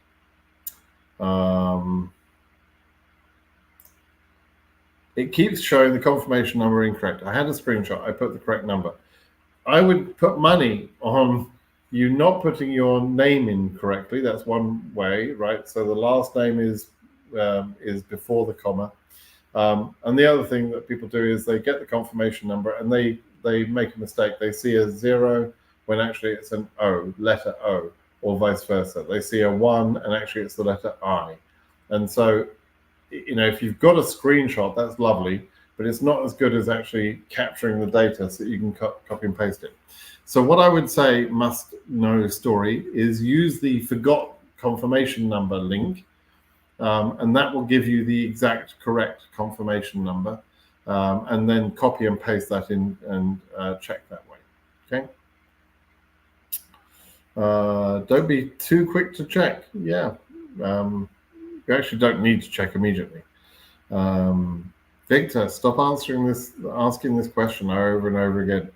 It's spam. Please stop doing that. Okay. And you, MD Shexy, I've answered your question. Please stop asking the same question. Anna says, is it possible you didn't get selected for the results change? Like I said earlier, there will sometimes be more winners added in about September or October, but it's rare. It's generally not going to happen. And some people think that you have to check every week and every month, and that's complete bullshit. That's not true.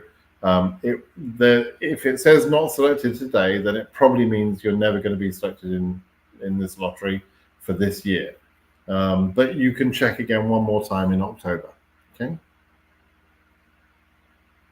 I reckon a lot of Africans will have won. Yeah, there's most of the winners go to the African continent. Yeah, that's the way it works.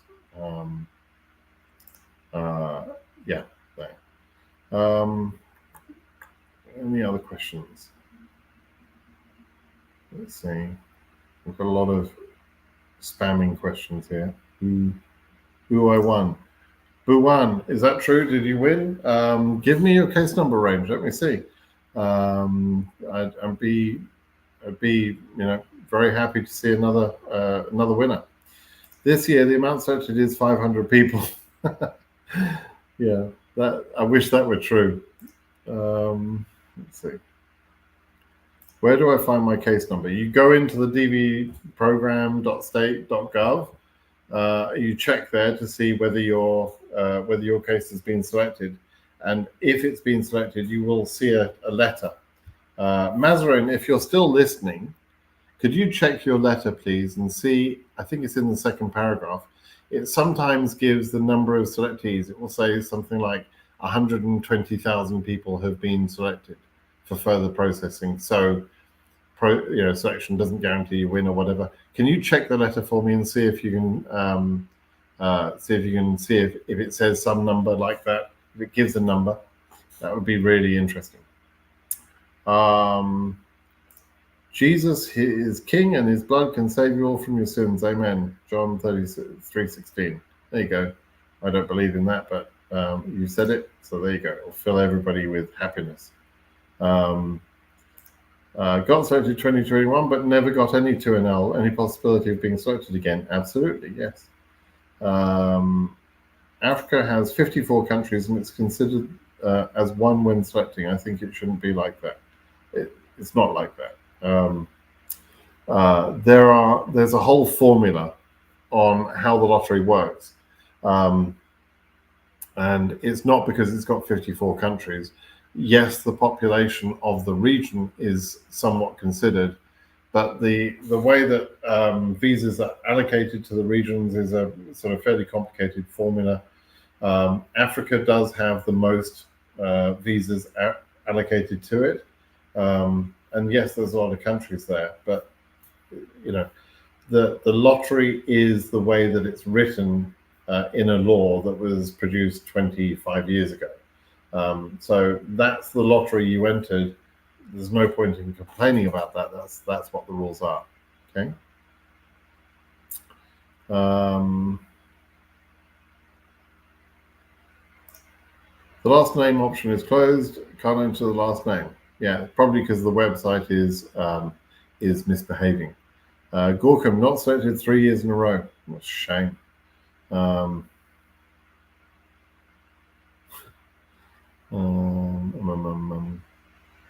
haven't won. Is there another chance to check in 2 months? Yeah, like I said just a few moments ago, you check again in October. And they don't announce that second draw. It's just well, there's a couple of things they do, but I won't go into that. But you should just check again in October just in case. Not selected.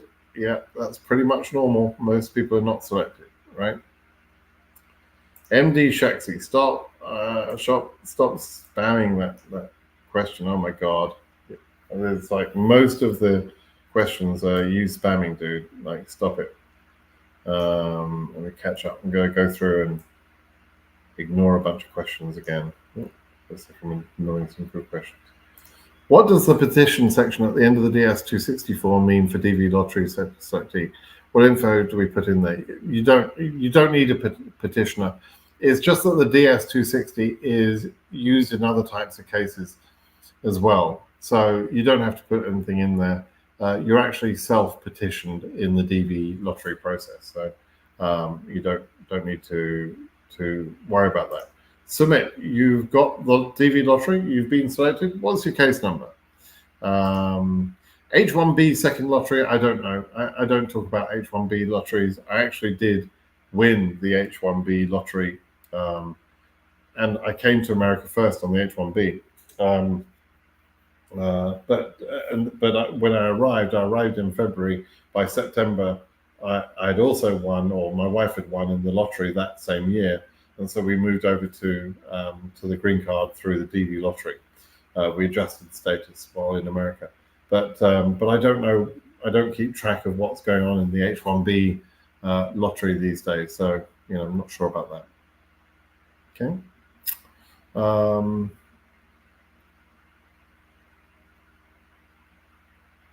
Yeah, is your chance over if you're not selected? Is that it? Yeah, it's kind of it. But there might be a second draw added. You can check again in October. Okay. Already answered that. Yeah, I would say so. Barack, try a different browser because you've probably got something funky going on with your browser connection, etc. Try a different browser, try a different computer perhaps. You might do better. Okay. Oh, okay. Meredith. Yeah. So if you're selected in DV2025 and you live in, let's say you live in Accra, if your grandmother lives in Nairobi and let's say you live there sometimes with her, right? The reason I'm suggesting this is because the embassy in Accra and the embassy in Addis and the embassy in Cairo and the embassy in Ankara, they're all misbehaving and they're not scheduling enough cases right now, right? So it's a pretty safe bet that this behavior will continue. So if you are in Accra and you've got a case number, let's say higher than about 10,000 in DV 2025, then if you have that grandmother in Nairobi, you would be better off using her address because you'll then be scheduled in Nairobi or some other country. It doesn't have to be Nairobi, but some other country, because Accra is just going to screw around and is going to lose you your green card. So I believe in telling the truth 100% of the time, but this is probably one of the very, very small percentages of time that, because the embassy are misbehaving and not working properly, and because that will cost you your green card, then you need to be a little bit smart about that. And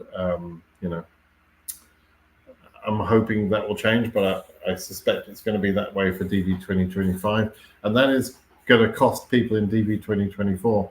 That is costing people their green cards right now. People are losing their green cards. They're because they just happen to live in Accra or in Addis or in Cairo or wherever, right? It shouldn't be like that. 2025 A6YX. Do I have a chance of winning a lower or higher case number? The system is blocked. Can't check mine. Your confirmation number has no intelligence built into it that would suggest whether you're more likely to be selected or not. And so, yeah, I know some YouTubers and some people talk about these things, that if it's got some number of letters or some number of numbers or whatever it is, then you've got a better chance of selection. Complete bullshit. Those people that say that just making up, stupid nonsense. So don't listen to it. It's just a random draw. And so your chance of being selected with a low number or a high case number, etc., is just random. There's nothing about your confirmation number that would tell you what's going to happen. Any hope for case number 2024 AF 112,000? No, I'm afraid. There's just no point in beating around the bush. There's not going to be any hope for that case number. Sorry about that. How often do you need to be in America to keep the green card? The green card is a permission to live and work in America.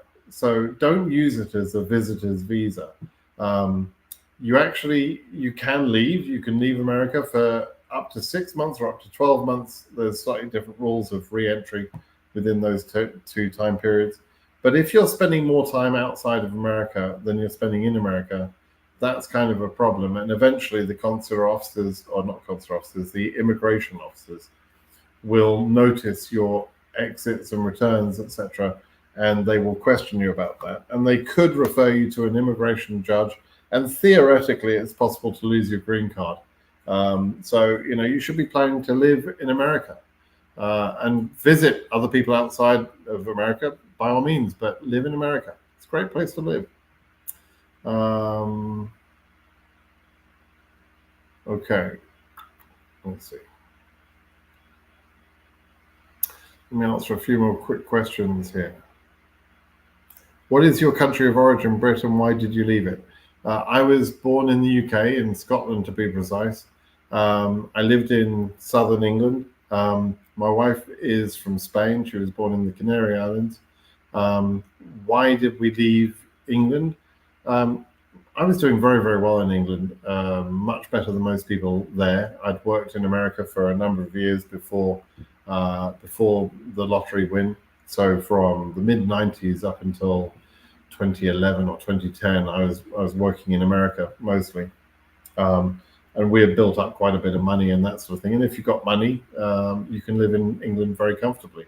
I was very comfortable. I had a house in large house in England, had a house in Spain, traveled, had property in America, had lots of good things, right? But what I couldn't control was the fact that every winter for 6 months a year, 7, 8 months a year often, the skies were totally grey. It would be raining, it would be cold, it would be miserable. And my wife was as miserable as the weather because she never saw the sun and she was from Spain. So, quite literally, I moved to America because my wife didn't like the weather in the UK, and I already had business interests and investments in property and that sort of thing in America, and I knew I could be very happy in America, very comfortable. It's a bit difficult. We've got family still in Spain. I've got kids and grandkids in the UK, but America is a great place to live and work. I'll probably retire outside of America. We've been talking about that recently. But we wouldn't retire in England. We would retire probably in Spain or Southern Europe somewhere. That's why I left. Thanks for the question.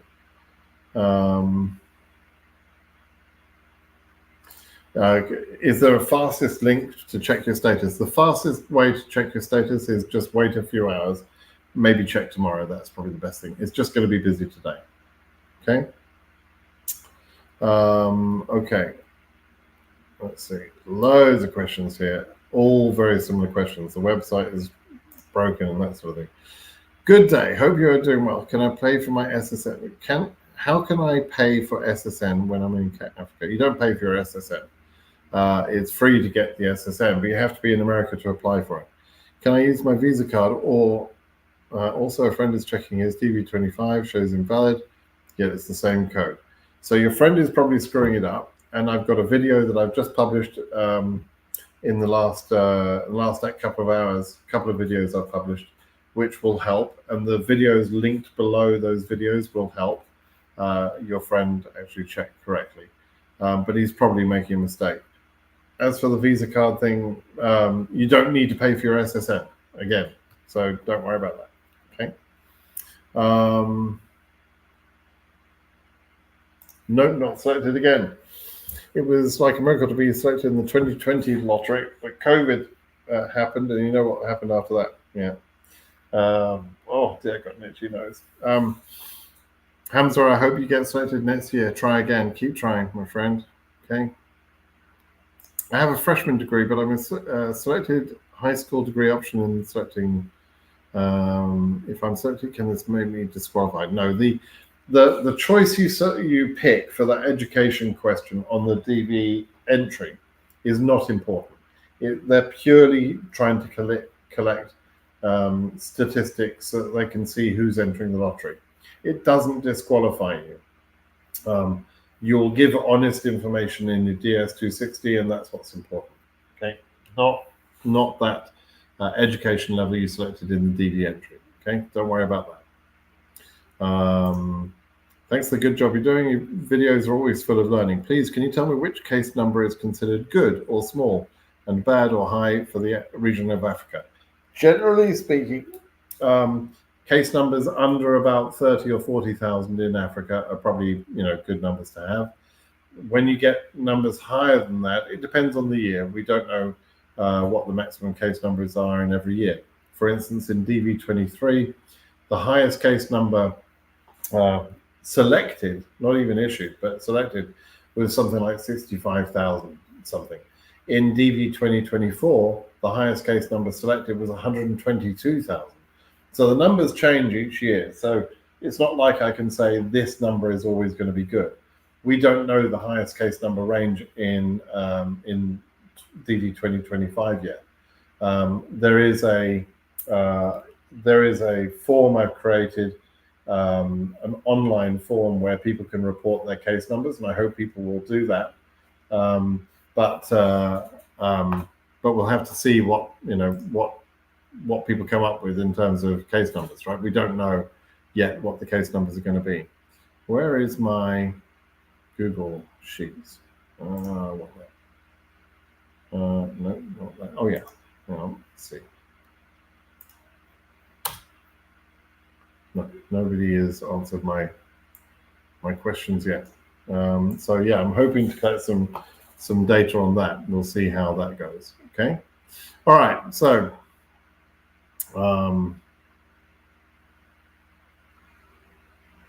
lots of viewers from Nepal. Awesome. Where is it? Tomorrow morning in Nepal, right? Well, must be early morning, late night, early morning, 10 o'clock. Yeah, it must be pretty late. So anyway, fingers crossed for you in Nepal. There are French people here who has been selected. The website has crashed. Yeah, it says my info is invalid, even though it is 100% correct. I guarantee you're making a mistake. But oh well. Yeah. South Africa. Oh, South Africa. Awesome. What's your predictions for the final cutoff for the EU 2024? I'm expecting it to be over 30,000. I'm not expecting it to be above 40,000. So something in that range. I'm hoping it'll be mid 30s, but I suspect it might be low 30s. Is what I really think is going to go on. Has it been announced? Yes, it has. Okay, the site is now allowing me to put my last name. In fact, the area has turned grey. Okay. Yeah, the website's not working very well, obviously. There's lots of people trying to get in there. Guessing how long the site be down? A few hours. The government are very aware of this. They do what they can to try and make it work better. So there will be engineers, etc., doing what they can to keep the process going. But it's it's gonna be rough for a little while. Yeah, there's 1 million people on government websites right now. Okay, what are the chances to win as a German? There's the same chances as anyone else in Europe, which is roughly about 1 in 100 years, about 1%. That's about the chances for each year. We don't know exactly, because I don't know exactly how many entries there were, but it'll be about that. Okay. Is there a possibility that age is related for selection, or is it just a conspiracy theory? It's a complete conspiracy theory. It's a random draw. They don't pick based on age. They don't pick only old people or only young people. They don't pick only married people or only single people. It's just a random draw. It's a random. So they take all of the entries in a region. They shuffle them all up electronically. This is all done on a computer. They shuffle them all up, and then they number every entry between 1 and, let's say, 10 million. So in Africa, there could be 10 million entries, right? So every entry will have a number between 1 and 10 million. And then they focus on the top 50,000 or 100,000 numbers, and they start going through and processing those numbers.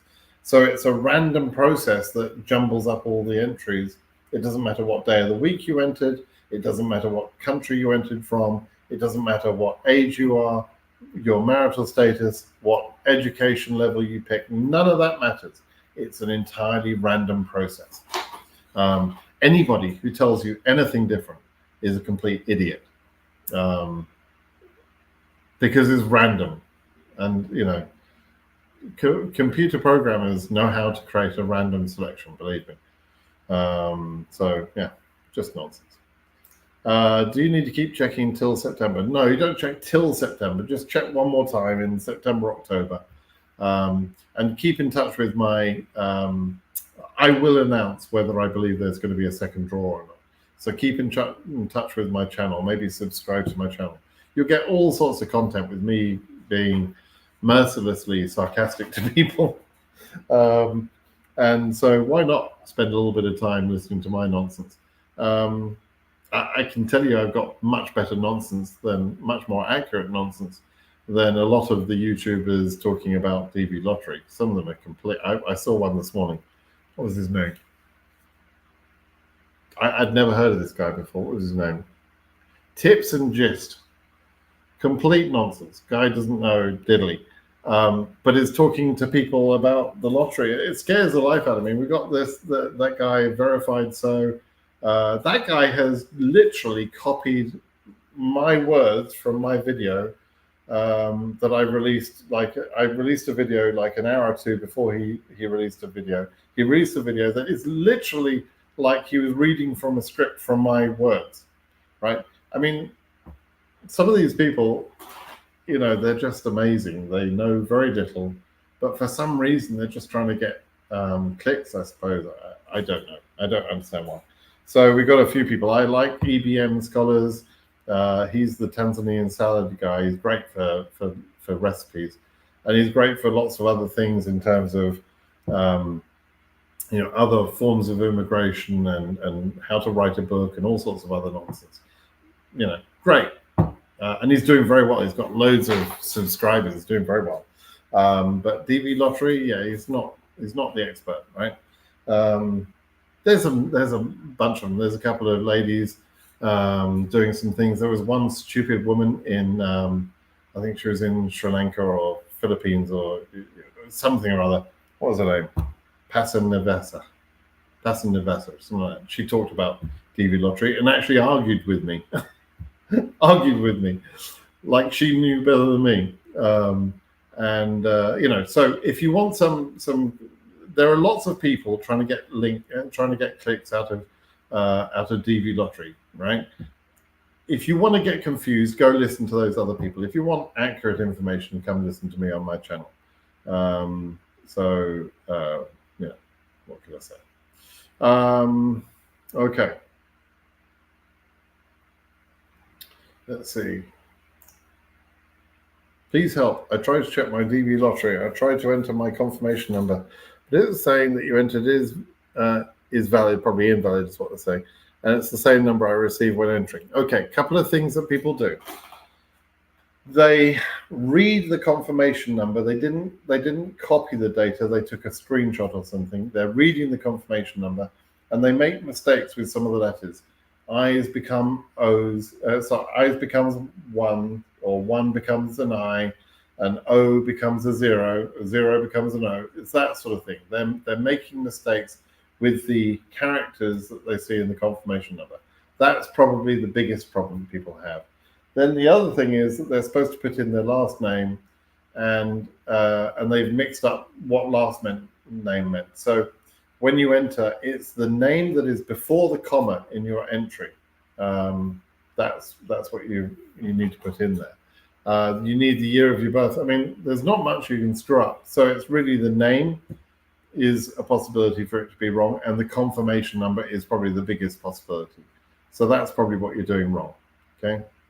I will have people every single year who email me or they contact me through my blog and they say, here's my confirmation code, here's my name, here's, you know, and they will say things like, I've tried 28 times and it doesn't work, right? And so I take that information, I try one time and it works for me because I'm following the instructions. It happens every year. So slow down, calm down, be more careful in how you're entering the characters. Look carefully at your screenshot if you have that of your entry last year, and ideally copy and paste if you've got it already there. The other thing that is helpful is use the forgot confirmation number link that's on that page. Just under the confirmation code, there's a link that says forgot confirmation number. Even if you think you know the confirmation number, click on that link, enter in a slightly different set of details, right? So it's then your name, your full name, your full year of birth, the email address that you used, and then it will retrieve your confirmation number, and it will be in a form, and so then that's plugged in for you, and it will be accurately entered that way. That's probably the best thing you can do. All right. Okay. Let's see if we've got any more winners here. Wow, that's a lot of questions. Got 3,000 people watching. So don't forget, calm down. Absolutely. It's working. Try again. Let me show this thing, if I can go into the DV program. Okay. Let's see if it behaves for me. What's the rate for Rwandans? About 1 in 100 to 1 in 200 years. roughly. Okay. Website is not working, so it's going up and down, right? So yeah, I'm trying to log in right now and it's not working for me. So I suspect it's absolutely, rammed with people. Yeah, too long to respond. The website can't be reached. So yeah, it's broken. Not a surprise, really. If my case number isn't yet current, can I make a change on the DS260 or it's locked? If your case is not yet current, your DS260 is not locked. You can make a change. You don't have to tell KCC why you want to make a change. You just email them and ask them to unlock your case, and you can do that. And you don't generally do that unless you need to. You don't need to make changes on things like you've updated your job or you moved from this house in this town to another house in the same town. You don't have to make those sort of changes. But if you've made a mistake in your DS260 that is serious, more serious, then yeah, unlock and correct it. Okay. Where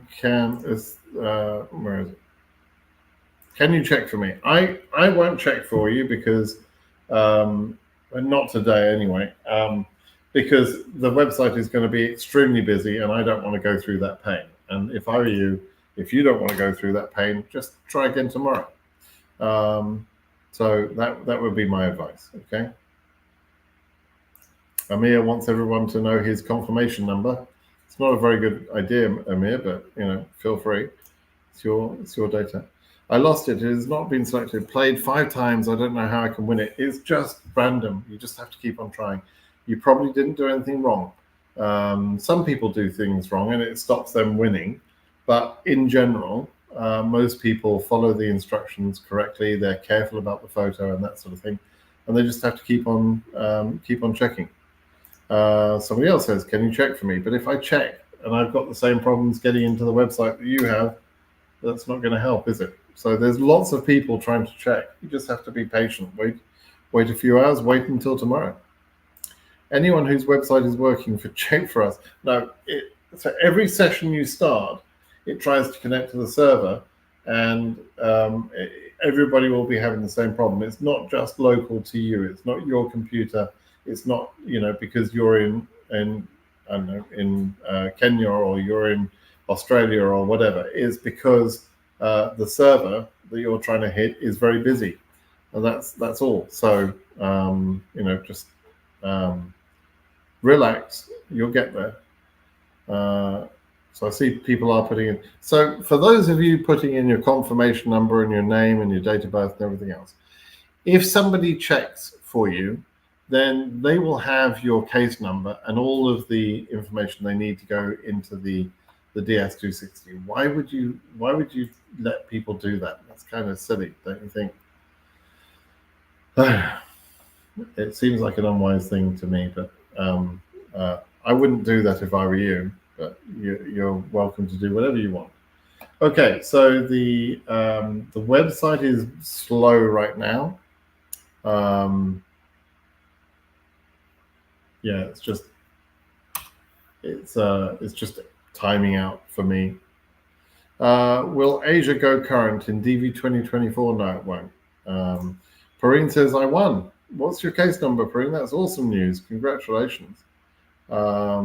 So yeah, tell us your approximate case number. You don't have to give the exact case number. So, if your case number is an EU number, it will be 2025 EU 1,000, 10,000, whatever is your approximate case number range. Give us that. What is the chance of West Africa winning? Well, same as East Africa or Southern Africa, but it's roughly 1 in 100 years or 1 in 200 years, in that range roughly. Put another way, about 1% chance of selection. There will be about 10 million entries in Africa alone. And of those 10 million entries, about 50,000 will be selected. So that suggests about 0.5%. it varies a little bit. The number of entries could be lower. Maybe it's only 8 million or 9 million, and maybe the number of selectees is a bit higher. Maybe it's 55,000. So it could be a little bit more. I say 1%. It's a bit of a just a glib guess kind of thing. But so 0.5%, which would be 1 in every 200 years, or up to 1%, which is 1 in every 100 years. That's roughly the chances. Has not been selected for the 8th year. Don't write your personal information here. Correct. You shouldn't. So I've only heard one case number so far.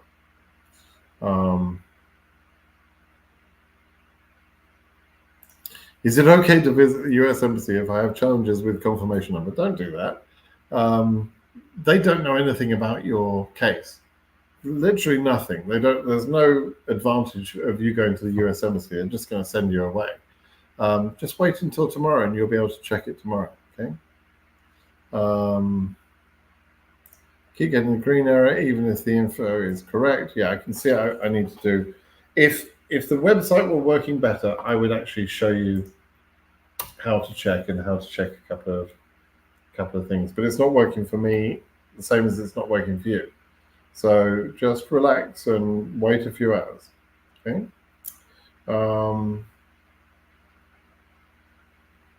Chance for Syrians about the same as what I just said.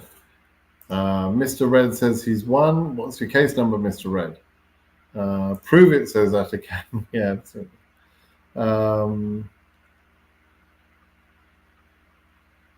Okay. So just checking here for some more questions. What's the chance? 27 gamers saying, what's the chance of Nepal winning?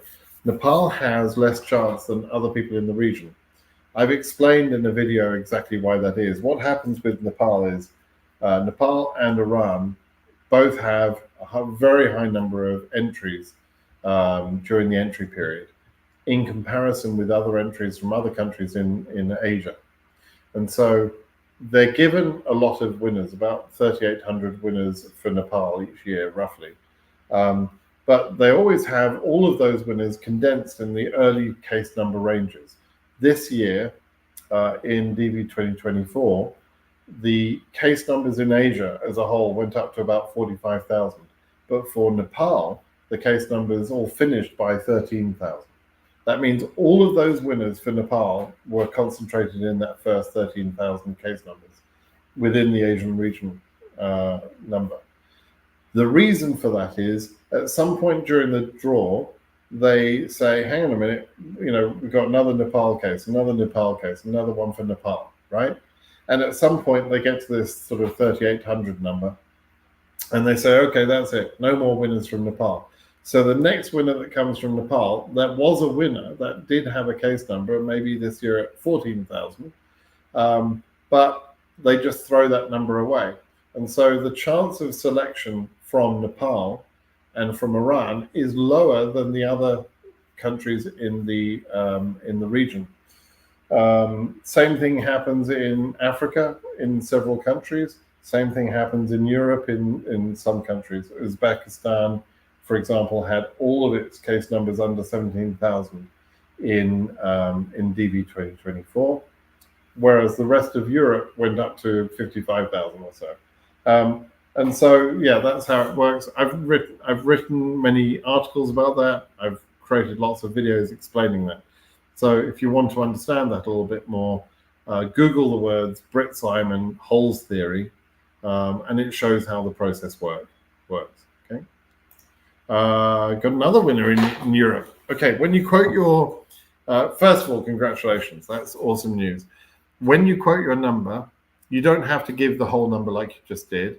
So always start it with the year, because we've got 2 years running right now. So your 2025 EU 22XXX, right?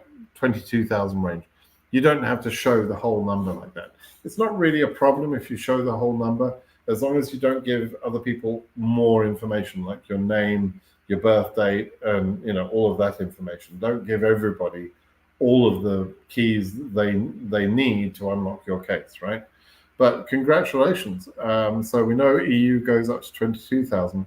I do have a spreadsheet going. I have a survey. If you can check my the videos I published this morning, one of them talks about a survey to collect case numbers.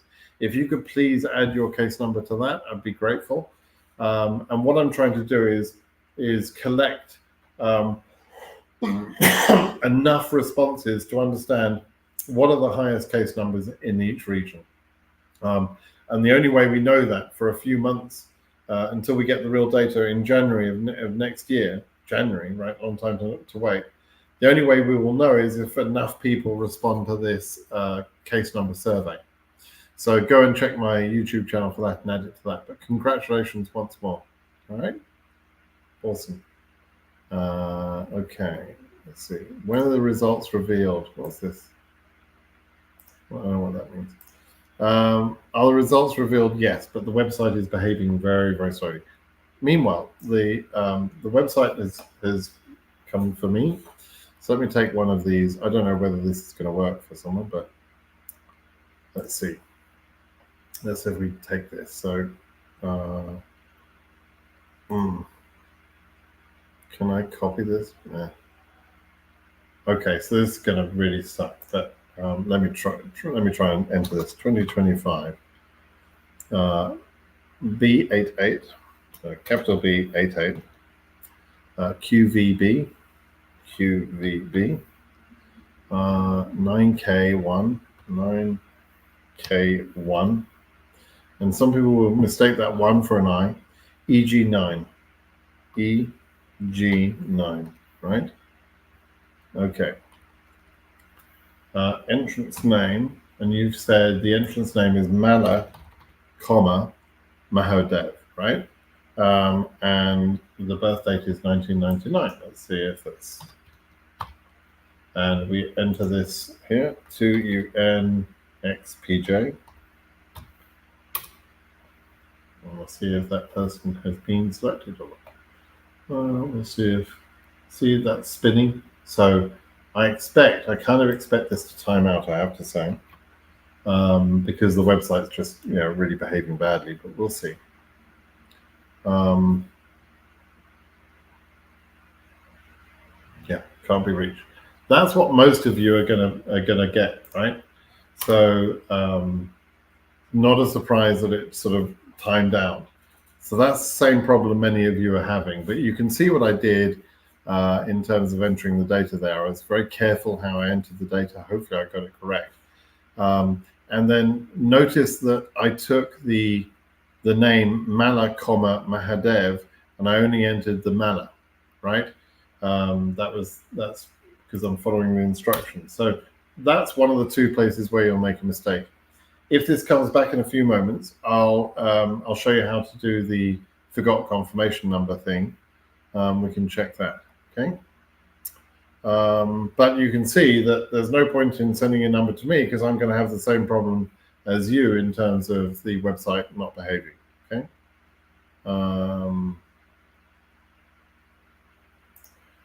What does 2025 AUV mean at the beginning for my confirmation number? Nothing whatsoever. It only means it's a 2025 confirmation number.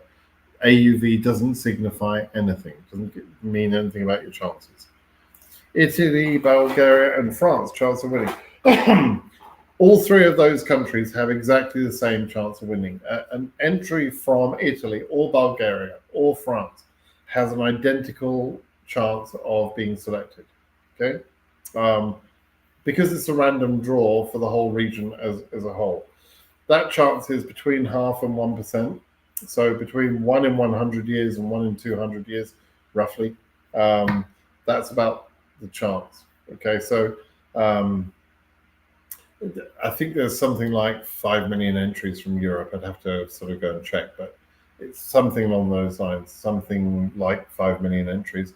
And how many did they say? About 40,000 are selected in DV 2024. Too many, but it's about that. Okay. Okay. Chances. During the application process, some countries do not have surnames and/or first name. just the name consists of 5 names, for instance, Sudan. So if someone did not insert the names correct effect. Yeah, so there's a lot of name confusion in some countries, that not everybody does the names the way we do. In general, the last name is a family name that denotes some sort of connection. So other people in your family will have the same name. That isn't the same case in some countries. It may not be the same case or the correct case in Sudan. I don't know. But one of those is what you have to consider your last name, and it will typically be listed first on a passport. So go check how your passport looks to see how that is treated in your country. 3 family members selected from Kenya. 3 family members selected from one family for Kenya in 25. That's amazing if that's true. Okay. I wonder how many people from the UK will be selected and proceed with their application. Scott, that's a great question. I don't know. Life is very comfortable in the UK for a lot of people, right?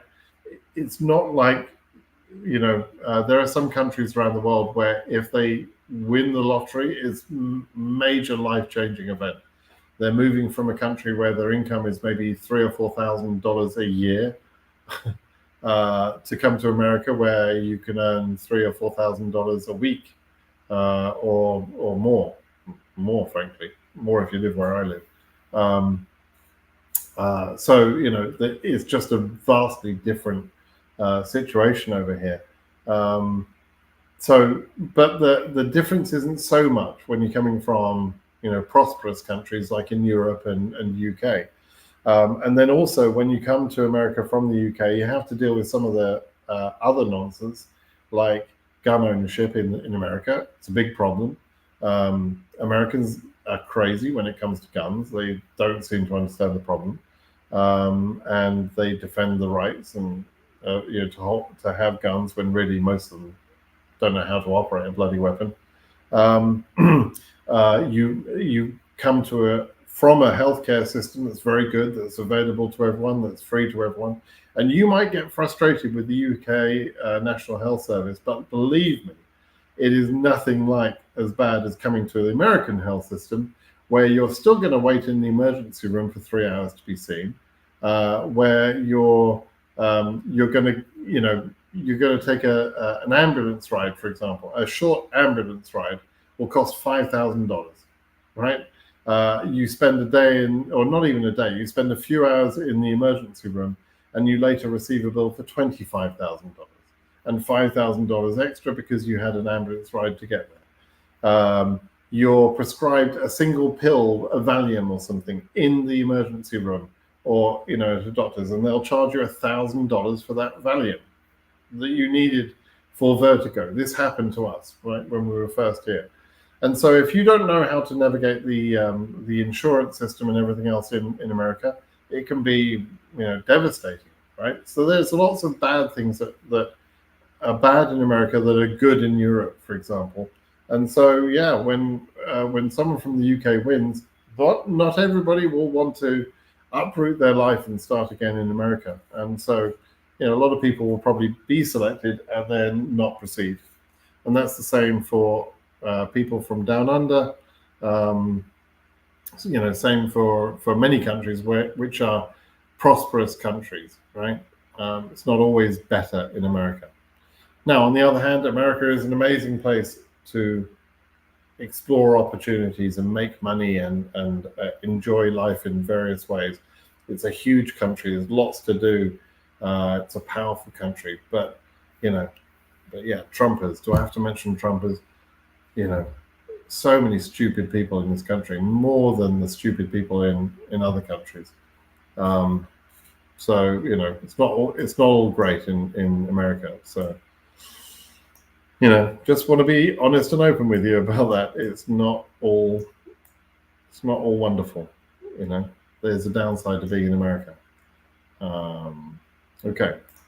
Is 2024 question, 58K Nairobi, when do I expect the 2NL? Probably this next month. Website is not working, yes or no?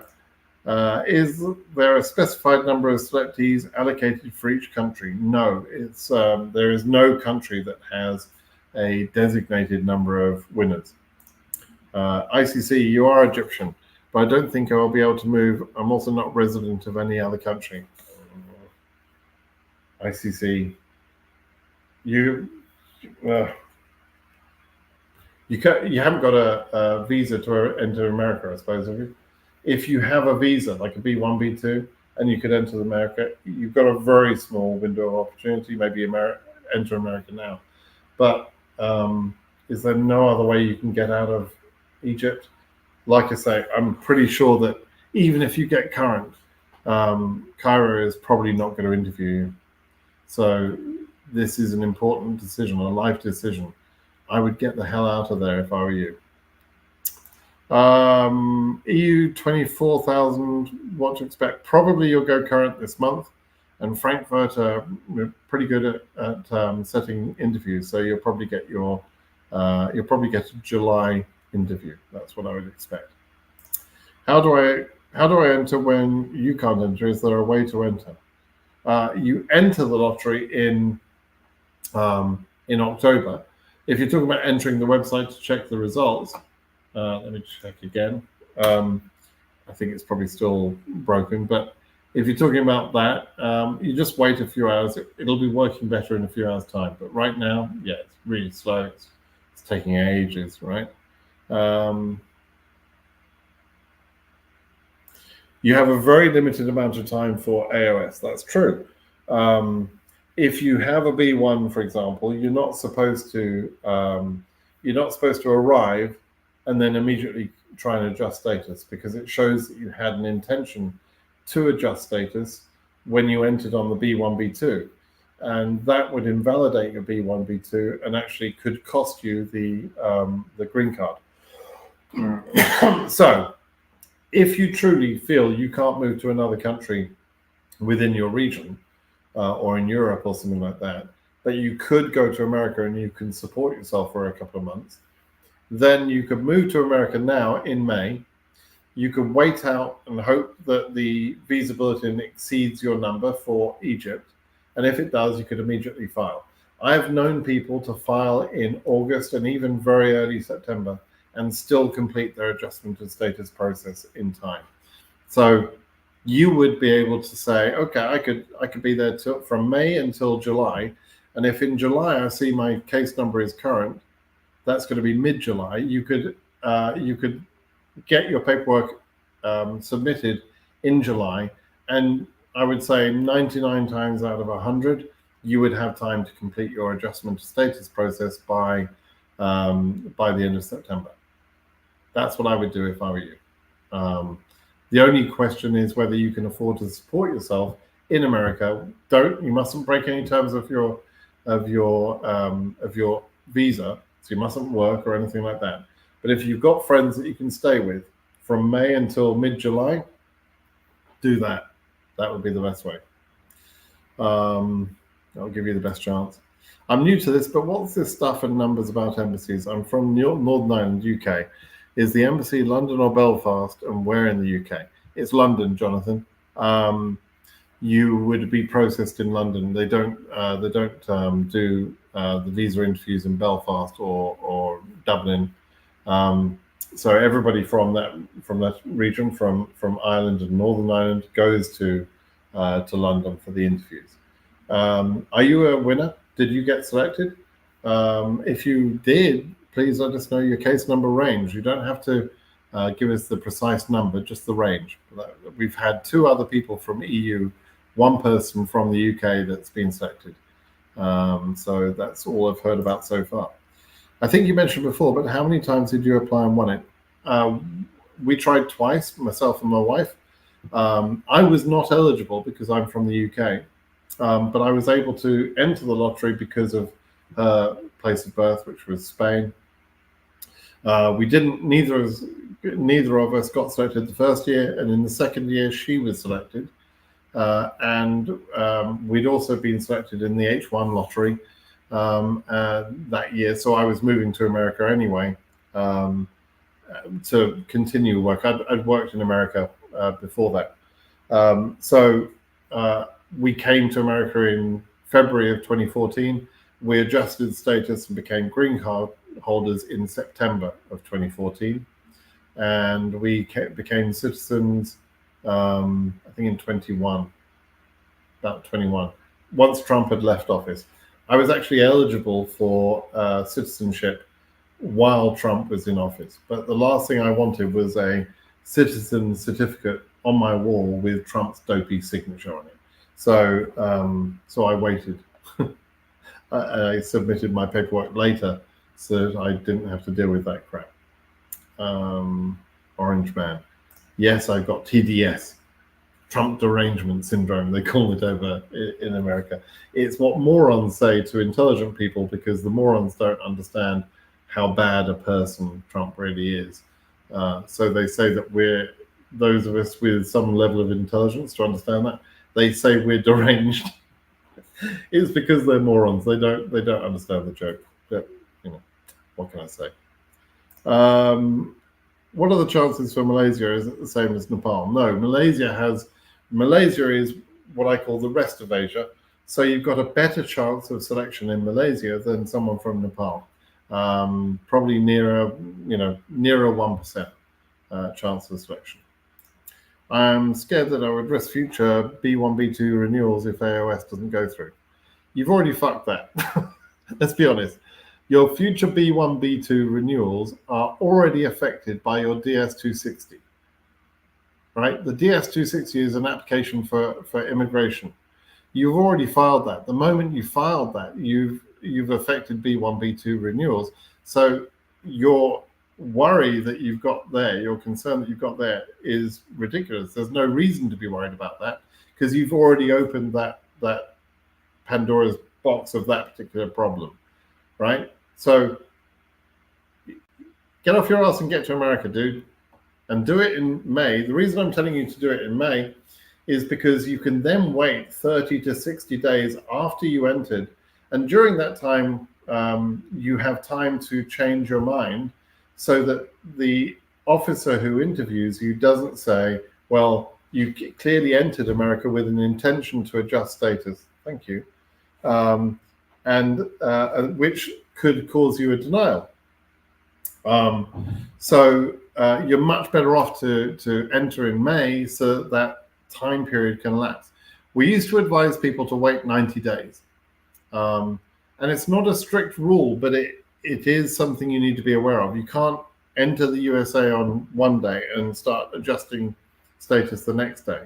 So you need time to change your mind, and your time to change your mind will be between when you enter and when you see your case number goes current, probably in the July visa bulletin, which will be between July 8th and July 15th. So ICC, you're not going to get your green card if you sit there and wait in Cairo. I would almost put money on that right now. So come to California. I got a spare room. I got an RV parked outside my house. Come stay in my RV. So it's designated for different regions, or it's randomly done all over the world, irregardless of region. Okay, the process of assigning visas, there's a formula that is applied that takes into account low admission regions and high admission regions. It's a complex formula.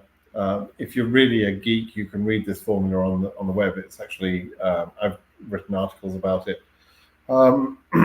So each region has an allocation of an approximate number of visas, and then and that was based on the number of people coming into America from that region, and the number of people who live in that region, the population of the countries in that region, right? Then there are entries from every country within that region, and regardless of the country, they're all put in a pot and all treated the same within that region, apart from countries that have so many more entries than other countries within that region that it becomes a problem where that country is limited, as I described for Nepal and Iran, as concerning the Asia region, or Uzbekistan for the European region. There are some countries that are limited. So if you're in one of the countries that is not limited, then you have theoretically the identical same chance as anybody else in that region.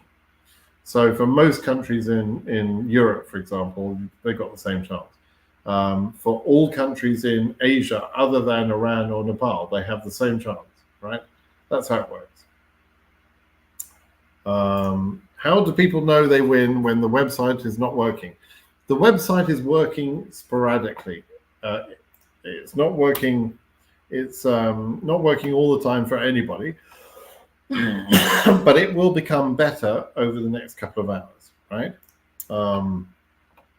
So I'll keep checking it in the background there, but it's going to be, the website will be working and then not working for the next few hours, right? Just wait a few hours, maybe try tomorrow.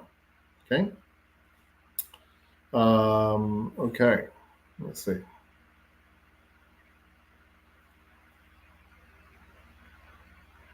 It's Haroon says he's not selected. Keep trying. Try again next year in October. Enter again. What are the chances for Ukraine? Ukraine is one of those countries that I used to talk about, the U2 countries, which in Europe, it used to be that Uzbekistan and Ukraine were the two limited countries. Because of what's going on in the Ukraine at the moment, I'm not sure that whether they're a limited country or not, whether they're limited in the draw or not. For DV25, I don't know. But roughly speaking, the chance is therefore between 0.5% and 1%, something in that range, depending on how many people enter and depending on how over-selected this year is. That's basically it. So you can think about, roughly speaking, 1 in 100 years.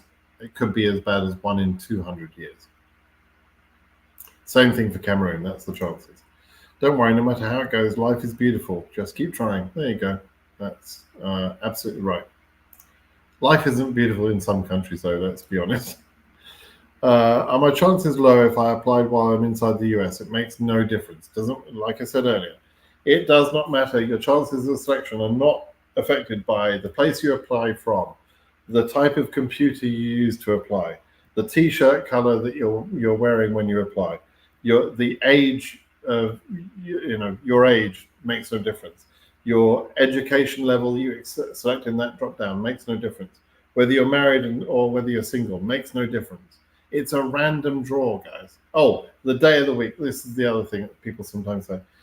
Is it better to apply on a Monday rather than a Wednesday? No difference.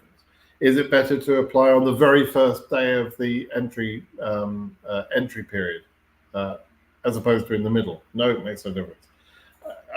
Is it better to apply on the last day or, no, it makes no difference. It's a random draw. There is no way to improve your chances during the draw.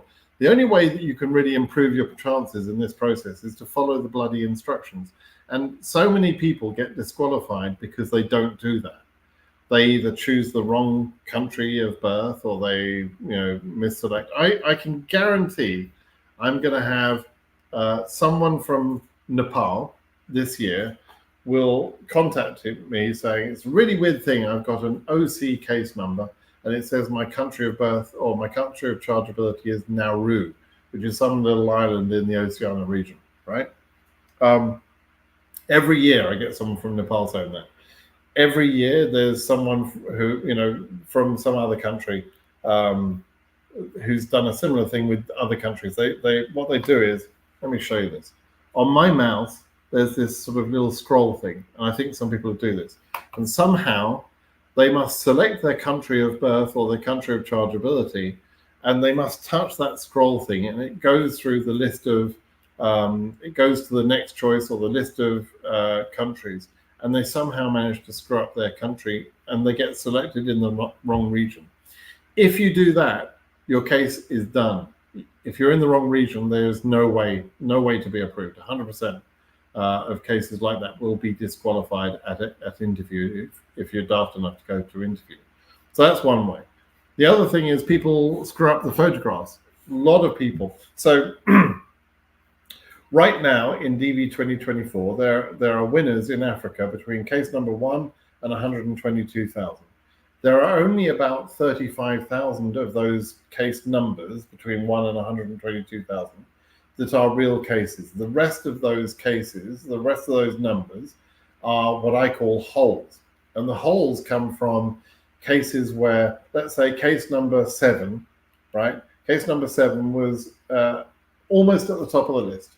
But case number 7 was disqualified because their photo didn't meet the requirements.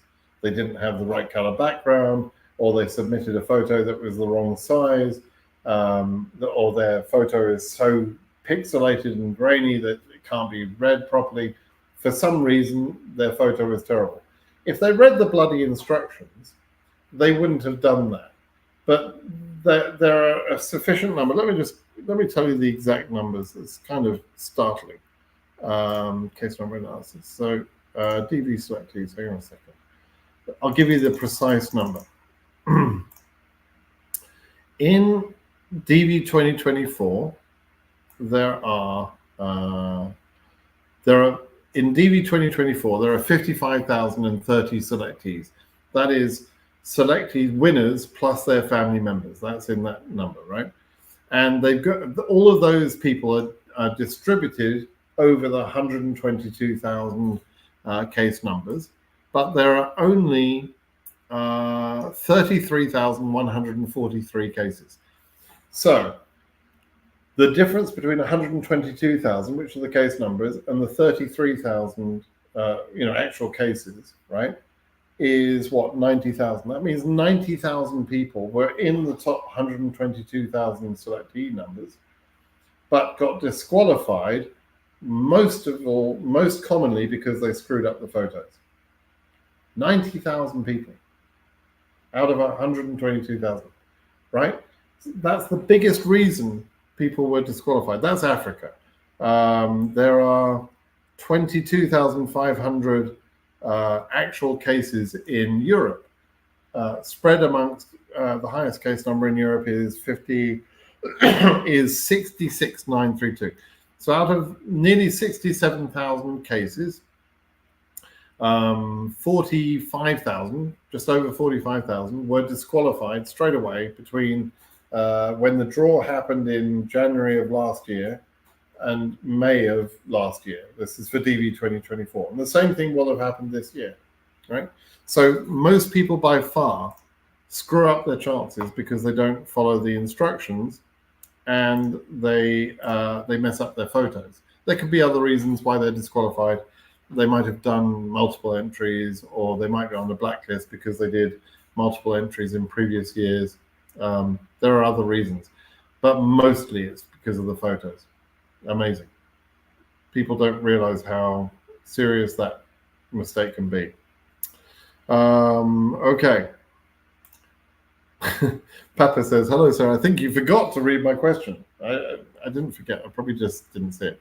I'm from Senegal, but I currently live in Egypt. My wife is Egyptian. Do you think I will get a chance? Papa, your question is kind of unanswerable, right? You've got, so first of all, do you haven't told me in there, Papa, whether you're in DV 2024 as a selectee or whether you're a 2025 hopeful. So the fact that your wife is Egyptian and you're Senegalese, it doesn't mean anything to me. It doesn't give me any reason to say, yes, you'll have a chance, or no, you'll have no chance. I can't answer that. Oh dear. How is the DV lottery selection done? Please, in all the region, please explain. I think I just explained quite a bit of it, Francis. This numbering thing is what I'm talking about. Every entry within the region is all bundled up per region and shuffled up, right? If you imagine it's like a massive, great big hat with lots of numbers in it, right? And so they number every single entry. So if there were 10 million entries in Africa, 10 million cards or numbers are going into this big hat, right? And they shake up that big hat. So all the numbers are randomly distributed. Every case has a number, but it's all randomly assigned. And then in DV 2024, They pulled out 122,000 numbers from that hat, right? That was the top 122,000, 1 through to 122,000, right? And then they went through those 122,000 and they pulled out all of the entries that had made mistakes during their entry, like a bad photo. And they disqualified about 90,000 of the 122,000, leaving 33,000 actual cases. And on those 33,000 cases, there are 55,000 people. That means the 33,000 case all have a winner, and some of the winners have got a spouse, and then maybe a couple of kids. So this case could be winner plus spouse plus 2 kids. The next winner could be a single guy, single girl, whatever. Next case could be a couple, no kids. So, there are 4 people on the first case, 1 person on the second case, 2 people on the third case, and so on. It's sort of like random, right? Just like life is random.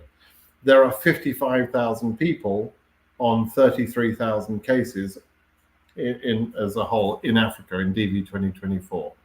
So DV 2025 is going to be exactly like that. Okay, does that make sense? Hello, British American Simon. What about AF66K? Which year, Lucas? You have to tell me which year. Is that 25 or is that 24? If it's 24, you will go current. I think you'll go current. But whether you'll get an interview or not depends on the embassy you're at. Okay. 77K in Zimbabwe in 2024. It's a bit more risk for that case. That's in the very upper ranges. The case number that goes current will probably be close to your case number, but I don't know if you'll get current or not. You have to wait and see. Dunlop says, I'm married, but I'm in the US F1 and my wife is in the home country. She has a B1, B2 visa. If my wife wins and I become a derivative, can I adjust status or I would need to go to the home embassy? You could do either way. There are several ways to do that. You could adjust status in the USA based on her win. She could process back in the UK, and then you could, or home country, and then you could process your case in America. The best way, though, would be she comes on the B1, B2 visa, and you all adjust status in the USA. That's probably the best way since you're already here. Some people prefer what's called consular processing. That means she would get the interview. Let's say she wins. She would have the interview. She gets an interview date set up at home in her embassy, and you fly home to be with her in that embassy. That's kind of simple. When you try and split up the interviews apart, that makes it more complicated, and complicated means risky. So it's best if you can interview together and get it all done. Either she comes to you and you process over here, or you go to her and you process over there. That would be my advice. Okay. Okay, I'm just going to check the website again, assuming it's still misbehaving. Yeah, still misbehaving. Okay, let's see. Well, I've got 3,500 people online at the moment, so welcome everybody. I hope some of you are winners. We've already heard from a couple of selectees in DV 2025. The website is constantly crashing. There's too many people hitting the website, and so it's crashing. That's very normal. It happens every year. Not to worry about that. Best way is just wait and try again later on today or tomorrow. That's what I would advise you. Is the website down right now? Yes, it is right now. Would you expect 2NLs to be sent for KDU until 8,500 after the May bulletin? Yes, I would suggest. Yeah, they didn't send all the 2NLs they should have sent. Session timed out, but the website came back. Let's see. Let's do. Oh, look at that. Yes, I do expect them to send some more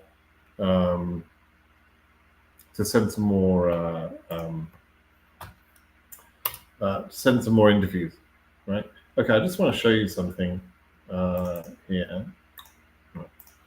Let me see if I can scroll up to one of those case numbers.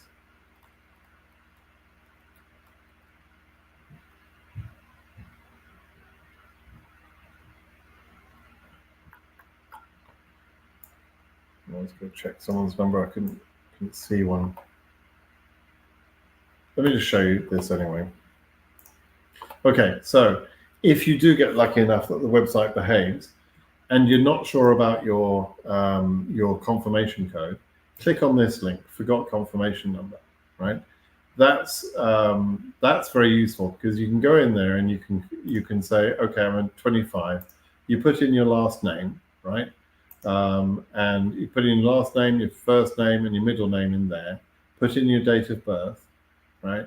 Put in the email address that you used when you entered the lottery. Now you don't need to access that email address, but you can just put in the email address there, and this will then let you check your confirmation number.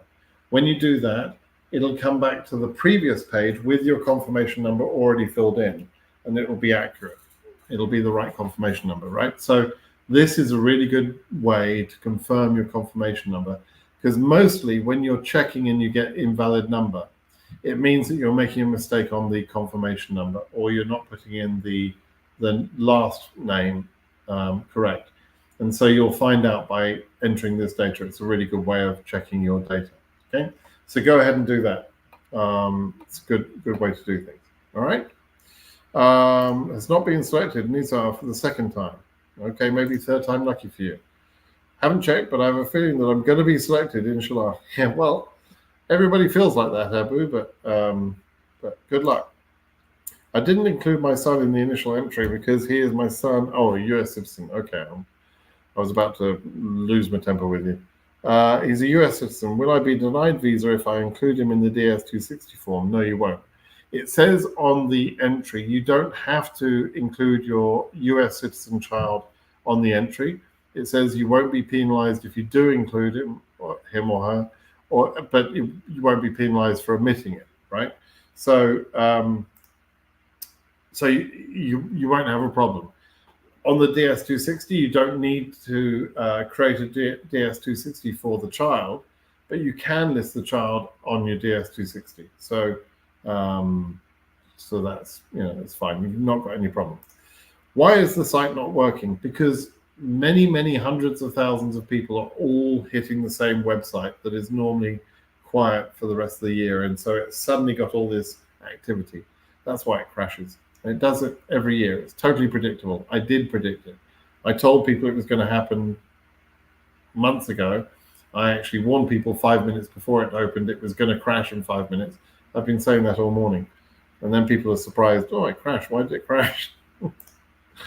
Oh, dear. What do you expect for my case number? Case number 70.5 in Morocco. Any hope? Maybe. I can't be 100% sure, so I don't expect anything. I just think you're going to have to wait and see. Okay? Can you explain these 66K or whatever these numbers people keep talking about? Okay, the case number, if your case is selected for further processing, so you enter the lottery, you get a confirmation number. On today, you come in with your confirmation number to the checking page, and if you enter that confirmation number, you see one of two things. You either see a message, you are not selected. That means you're not a winner. And 99% of the 20 million people that entered will see that message. Then a few people, about 100,000 people, give or take, probably a bit more than 100,000 people, will see another response. They'll see a letter, and in that letter they have a case number. The case number starts 2025, and then it has a two-character two-character reference to do with their region. So if they're from Africa, it says 2025 AF for Africa, or EU for Europe, AS for Asia, and so on. And then it's got some zeros, and it'll have a case number. So when people say 66K, that probably means they're from Africa. So they've got a case number that says 2025 AF 00066 and some other characters, right? 66,000. And so they just shorthand, they say, yeah, my number is 66K. They mean 66,000, right? That's what it means. Is my website working? It is sort of working, yeah, ish. It's very slow. Let me just check again. It's very slow, but it's sort of, it allowed me to do something.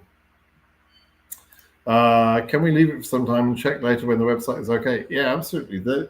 It doesn't make any difference if you check tomorrow. It's not like you've lost your chance if you don't check today, right? You can check tomorrow. You can check next week. Don't have to find out today.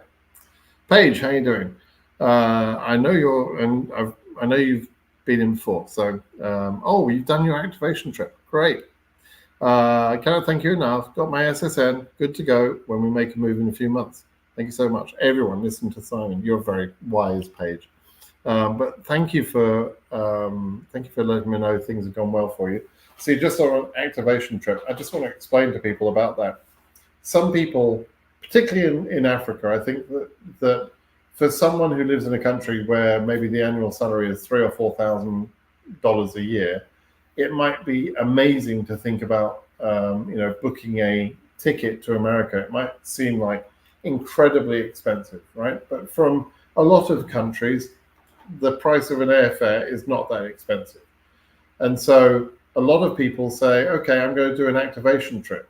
They book a ticket, they come to America, they go through immigration with their brown packet, they hand that over, and they become a lawful permanent resident or green card holder. They don't have the green card yet, but they are known as a green card holder or lawful permanent resident, LPR. They can then come in for as little as 10 minutes, or they can stay a couple of weeks or a month or whatever they want. And they treat this as a mini vacation. And during that vacation or during that activation trip, they can look around some areas. They can maybe make some contacts for jobs. They can see areas they might want to come and rent a home. They apply for or receive their social security number, which is useful because with that, they can go and open a bank account. They can start to establish, sort of a history about themselves and so on, depending on how long they stay in that first couple of weeks. That person could start working if they wanted. They're legally entitled to work from the moment they enter the USA. But then a lot of people just treat that as an activation trip. So they come over, activate, then they go back home and to sort everything out at home, to resign from their job, to sell the house, sell the car, sell the dog, whatever they've got to do, right? I would never sell my dog, by the way. They tidy up all of their stuff at home, and they get ready to leave the country to go and make the final move to America. And they can go back. And as long as they return within a year of the initial entry, that's perfectly okay. So a lot of people do that. So, just want to make clear that it doesn't mean you have to go on a one-way ticket to America and that's your last chance. And, some people do this a bit more flexibly. And don't forget, if you're from a country that is very poor and that air ticket seems incredibly expensive, when you get here, you're allowed to work. So you can then start earning American wages straight away, right? And you can save $1,000. If you go out and work hard and you're living with a friend or something, you're not spending money, you could be here 3 or 4 weeks and save $1,000 easily, right? And that's another airfare ticket. You could save, stay here for a couple of months, save $5,000. I don't know what you do for a living, but there is plenty of opportunity to earn money here. And then you might say, okay, I'm going to go home, sort out my stuff, sell my farm, whatever it is, sell my goats, and come back again. That's perfectly okay. Okay. All right. Just the website, it's like 5th year in a row. Yeah. It always behaves that way. What is happening to the DV 2021 backlog court case? Can winners of DV 2021 keep up their hopes? Really, apart from one, okay. So in DV 2020, there was a lawsuit that won that has been appealed by the government. The government didn't like that we'd won. And so that appeal is ongoing. And the DV 2021 cases are similar to that. They've been appealed also.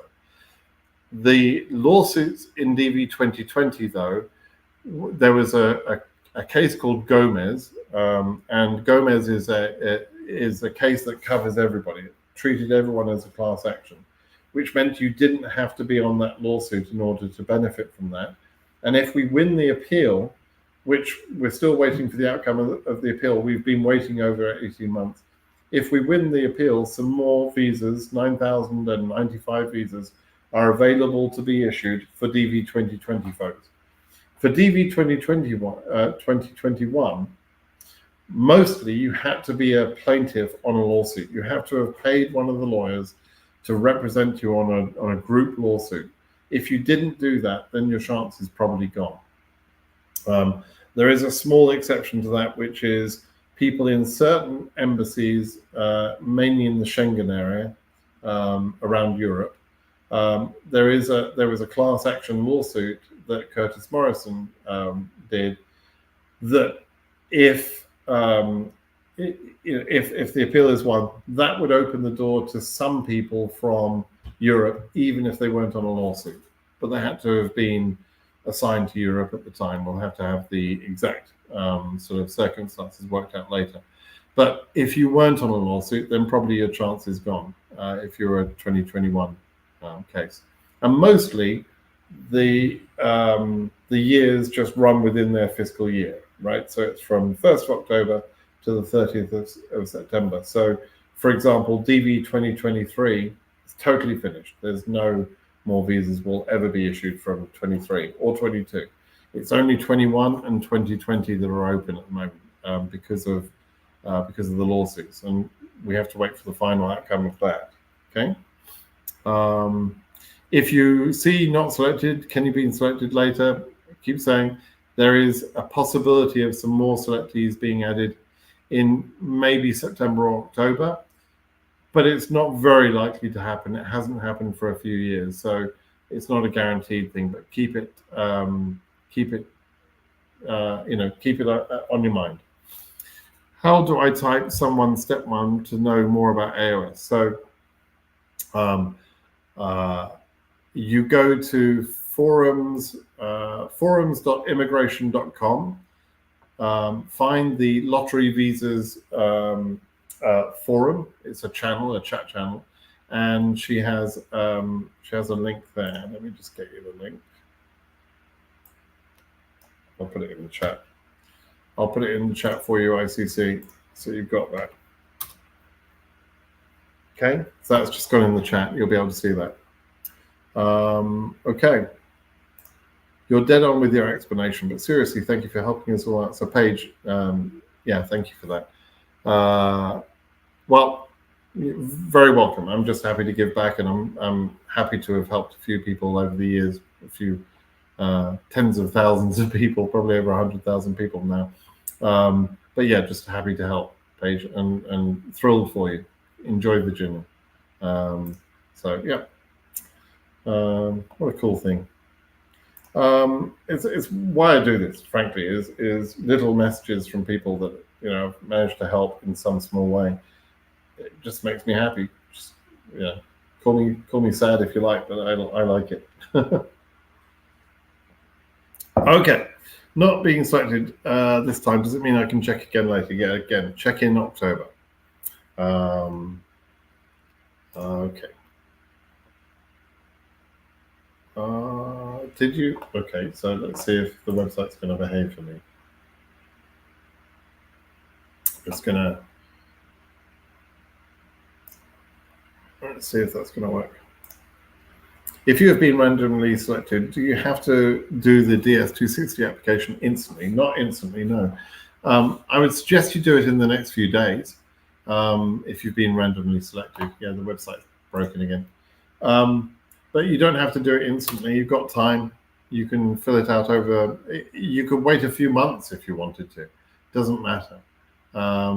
There is an advantage of doing it a little bit earlier, or you're less likely to be frustrated for waiting later if you fill in your DS260 earlier. But it doesn't have to be today. And actually, I would tell a lot of people, there's a lot of people that rush to fill in their DS260 They do that without knowing what they're doing. They make mistakes. Then later they're going to have to unlock their form to correct those mistakes. But there are some people that frankly shouldn't have entered the information anyway, because it will cause them more harm than good. And so yeah, people should be a little bit sort of careful, really. Okay, let's have a look at this one. It's kind of frustrating. 2025 MEQ, no, 7 MEQ. MEQ. QBI. Now that I is very easy to confuse with a 1, right? But that's an I. 5T9. And that's an O2. That's a letter O2, I think. And that O could be a 0 or it could be an O, right? So, it's a bit difficult. That's the sort of thing that makes mistakes. Podar and 2005. And VEX 9AM.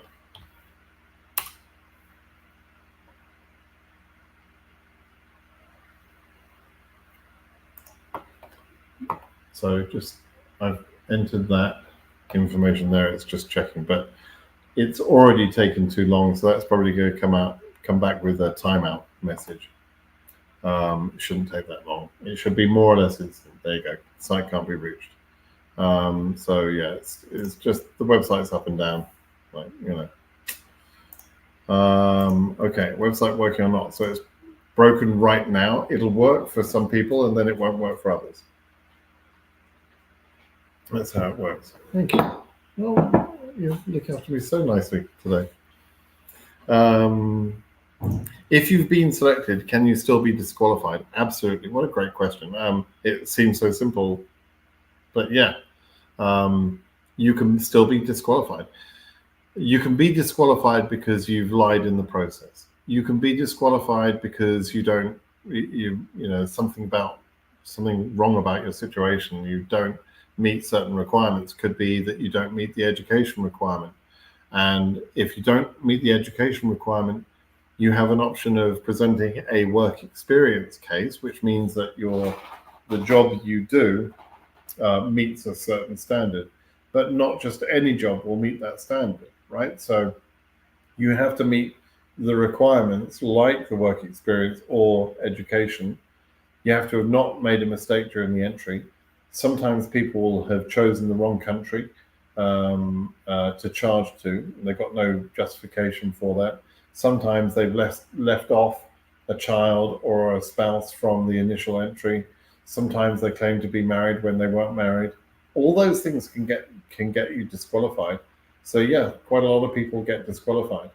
So yes, you're not guaranteed of getting a green card simply by being selected. You're being picked for further processing. You're not guaranteed to get an interview. You're not guaranteed to even get the green card if you have the interview. So, be careful. Does DL qualify for sponsors? I don't know what that means. What's DL? DV probably. Does it qualify for sponsors? So if I'm understanding your question, are you saying, so in the DV lottery, sometimes you are asked for a financial sponsor, and that person would fill out an I-134, which is an affidavit of support. It's different to the affidavit of support that's used in other types of immigration cases. That other form is called the I-864. The I-864 is legally binding on the person that fills it in, whereas the I-134 is not legally binding. It's not legally enforceable. So, yeah. Are the results issued all at once or in stages? All winners are announced today. The only thing that might happen is they might add a few more winners, just a few, in about September or October of this year. But that's rare. It doesn't always happen. It hasn't happened in... it last happened in DV 2018, I believe. Not selected this time. Does it mean I can check it later? Just explain. Website's not opening very well for me. Question. If someone overstays their visa in Europe and is illegal, and then that person wins DV, what should he do? I mean, he entered while he was in Europe, and he put his country, and he put it as country where you're living. That doesn't really matter. That wouldn't cause someone to be disqualified automatically from this process.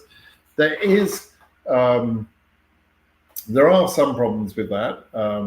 It doesn't automatically disqualify you, but it can be considered a crime, which it's called a crime of moral turpitude, which the US government, when it's considering is someone eligible for immigration benefits, does look at the way someone has treated immigration rules for other countries.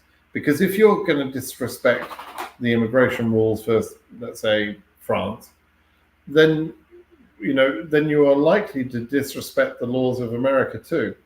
And so they can hold that against you, but it's not an automatic thing. So, you have to see. You're welcome, ICC. Good luck with that. I'm an Iranian 2023 winner who entered the US late January. Good. Now currently a visiting researcher at UC Davis, just up the road, just a few minutes away from me. That's awesome. Congratulations, and it's good college too. I'm not selected 2025. What should I do? Try again in October. Simon, you deserve a bells after today. Yeah, I do. Marathon session. My wife has brought me in coffee and water, and she's looking after me very nicely. Wow, good coffee too. Fahad, great work, Simon. When I check my status to get information, it's not valid. Can you please tell me about this? So yeah, what it probably means is that you're not putting in your confirmation code correctly. And you can see, so you can see how that could happen. Somebody put in a confirmation code here a few minutes ago. Look at this one. This one here, right? So when you're looking at this confirmation code, you can see that it's 2025, that's good, 98BC, CPN, QV. Now, O, is that an O or is that a 0? So if you've got a confirmation code where you've got like a letter 1 or an I, those can be confused sometimes. The O and zeros can be confused. And then for this person, they're saying the name is Santosh Shand, right? Now, Shand is probably the last name. So when they're entering this, if they put in Santosh, with the correct number, they're going to get invalid, right? And so that's what happens sometimes. People, mess it up. They put in the wrong name, wrong way around. And what you want to enter is what's before the comma on the confirmation when you entered. So be very careful with the confirmation code. Make sure you're entering it correctly, and be very careful when you're entering the name. And you may have made a mistake on either the year of your birth or the order of your names when you entered them. So sometimes that causes a problem. Okay, but I'll be checking a few cases. I always, every year, I'm contacted by a few people and they say, check my case because I've tried 25 times and it doesn't work. And they send me a screenshot. I ask them to send me a screenshot of their entry, and I check using their information, and it works for me because I am very careful how I enter that information. Okay. Let's see. Let me just show you this one for a second. So this person has got, let's see, 9J, right, Z. Yeah, that O is probably going to cause you a problem, right? So is that an O or is that a 0? I don't even know. It would be helpful if you've copied your information and you just copy and paste that into the entry. But use the forgotten confirmation number link. That's a great way of checking your confirmation number. You enter QQ instead of Q0. There you go. See, I did it. So I entered QQ instead of Q0. I believe you. It's very easy to make a mistake, right? So, and I'm not really paying attention. So I'm, I definitely could have made that mistake. I'm not sure if I did or didn't, but I wouldn't be at all surprised if I did that. So yeah. Can I have chances for case number 112? So that's 11,200 from Nepal. DV2024, yeah, you should be okay. Fingers crossed for you. Lots of people entering their private information there. That's strange. 2000s, what are you doing in this, you little children? I don't know what that means. 2000. I don't know. It sounds like an unhappy person. Oh, see, Joe, I'm saying the same thing. They're so young. Well, yeah. My year of birth was a little bit before the 2000s, but yeah, I saw one earlier, 2000, in 2006. 2006. I've got T-shirts younger than that, older than that rather. 2006. I can't imagine how old is that person now. That's 18. I mean, that's a baby. I got a grandchild.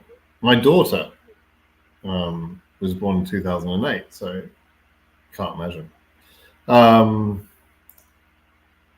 I've got 4 children in total.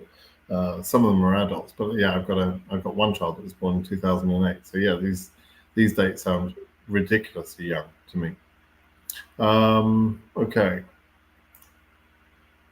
here we go. This looks an interesting question.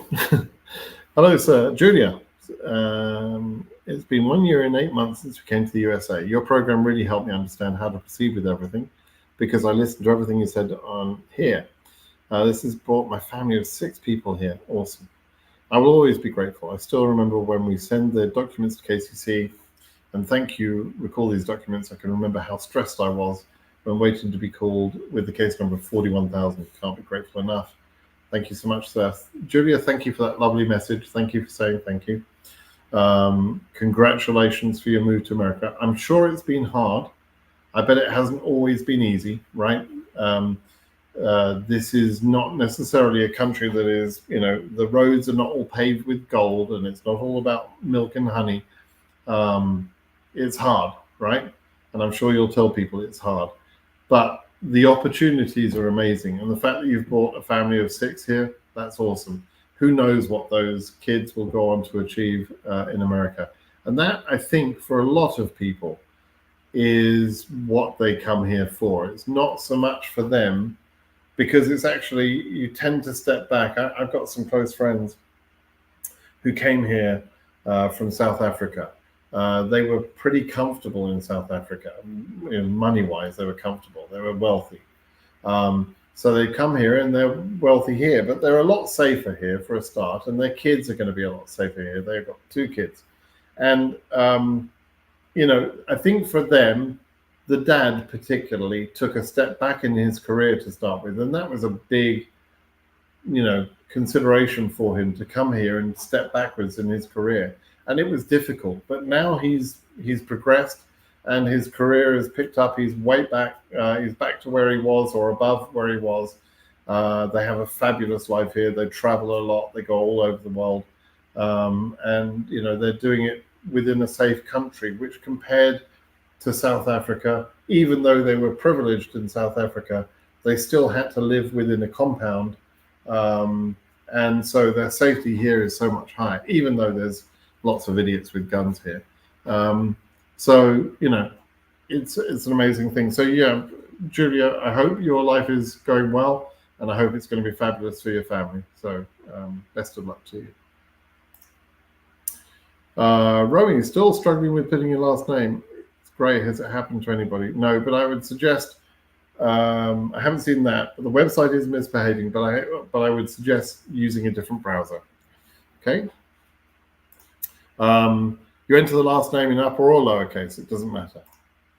I found my name before the case number worked for when the name was grayed out. Yeah, I don't know what that means. Even though the chances of getting selected are less than 0%, it still hurts, but not get selected, of course. When you enter a lottery, even when you buy a lottery ticket to win $1 million or whatever, you always feel like, whenever you buy that, you feel like this is my chance, this is my time, right? And the same thing on the DV lottery. You feel like you're going to be selected. Everybody feels that way. Nobody would do this if they felt they weren't going to be selected, right? So, so some get selected, most don't. That's just the way it is, right? You've been selected, Heidi. Glory to God. Awesome. You meant less than 1%. Yes, Ajmer, I understood. Heidi, let us know your case number range. What's your case number range? That would be awesome. Hey, I recognize that flag. Jamie O'Brien. There's a good name from the old country. I was born in Edinburgh, Jamie. So just so you know, I know I sound like a messed up Sassanach. I understand that. But do you know how many were selected from the UK? Do they keep selecting people until 55,000 visas are issued? Okay, so first part of the question. No, I don't know how many people are selected from the UK yet. In July or August, they publish a thing called the Visa Bulletin. And in that Visa Bulletin in July or August, we will see how many people are selected per country. So we'll understand at that point how many are coming from the UK and every other country, right? Do they keep selecting people until 55,000? No, what they do is they select a bunch of people today. About 100,000 people will have been marked as winners, and they're selected, and they find out today or over the next few weeks that they've been selected as winners. Then over time, those people are processed. Their DS-260s are processed after they've filled out the DS-260, which is an online application for an immigrant visa. Then they have an interview at some point. The interview is timed based on their case number. So it might be as early as 1st of October of this year. It could be as late as September the 30th of 2025. Sometime within that time period, most of those people are going to be interviewed. Some people from that initial selection will never be interviewed. Some people will not fill in their DS-260. Some people will go to an interview and be denied because they don't meet the requirements or because they messed up something in the application process. There's all sorts of things that happen. And over time, they creep towards that 55,000 number. And we measure their progress as they go through that. We understand how many visas they're issued month to month. I'll show you how we know that. There's a database that that is published that gives every case number a status, and we have a way of tapping into that website and extracting. I call it scraping, but Zarthisius, the guy who runs this website, will tell me off for calling it scraping again. But I'm sorry, Zarth, but I've been doing this too long, so I call it screen scraping still. But anyway, he's tapping into that website and extracting the data, and we can see so far, for example, in DV2024, they've issued 23,330 visas, and this is for people that have been interviewed up until now, and will be interviewed up until 30th of September. So you can see how many per region and how many are scheduled, all that information. We've got tons of information from this data. We can see, for example, for any embassy, how many cases have been scheduled each month. We have all sorts of data. And then we also get to download that data into spreadsheets like this. And we can see individual case numbers, right? So we can see a case number and we check their status. We can see their embassy. Let me just do all of the statuses that we do. Yeah. So we see the consulate, which is the embassy. So, we see all sorts of data, and that's the data you're seeing presented in the other website. So, for example, case number AF1 was issued in Johannesburg in November, right? And there was one visa issued. There were no derivatives on that case. Case number 2 in Africa in DV 2024 is a whole, right? And these several cases here, that block from 2 through to 8, they're all holes. And holes are cases, they're entries that were originally made where they've made some mistake in their entry, usually the photos, and they get disqualified straight away before the results are even announced.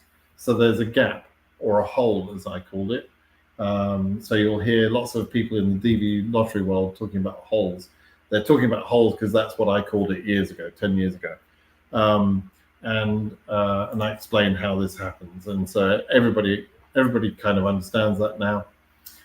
So these holes are there, and they're not real cases. They're just gaps. So the next case number is AF9, and that's a Nairobi case, was also issued. And there's a Yaoundé, Cameroon case, AF10. And as we go down the list, we see here's one here, AF29 got refused, and that was one person on that case is marked as ready, which would be a derivative, and the other person's refused. That whole case got refused. So yeah, that's how it all works. And ready is showing someone who was scheduled but has not been interviewed, or perhaps didn't even turn up for their interview. In this case, actually, they got their 2NL in March 12th. You see, we know quite a lot of data about this. They got the 2NL for Cotonou. They got that in March, which means March, April, May. They probably are going to have an interview in May. So, that's the sort of data we have. And that's how it all works. So, hope that was interesting, Jamie. Keep up the good work coming from Scotland. From Rwanda, check for me. I'm not going to check right now because the website is still misbehaving. Not selected, but try again and again and again. Keep going. Yeah, absolutely. Why not? Okay. It's been hard, but grateful to the people we came to. It was helpful. That's good. When you've got people who can help you, Julia, it's really important. But you're in your own apartment in 5 minutes' time. Oh, great. So you came here and were hosted. Sometimes people want to know about that. So in some cases, particularly from the African region, there are people that are willing to host other people.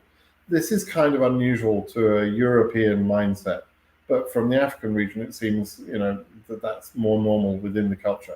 So you have someone in America who is prepared to host you, and hosting means they provide a room. Perhaps they help you with money or food or something like that, and you spend 2 or 3 months with them.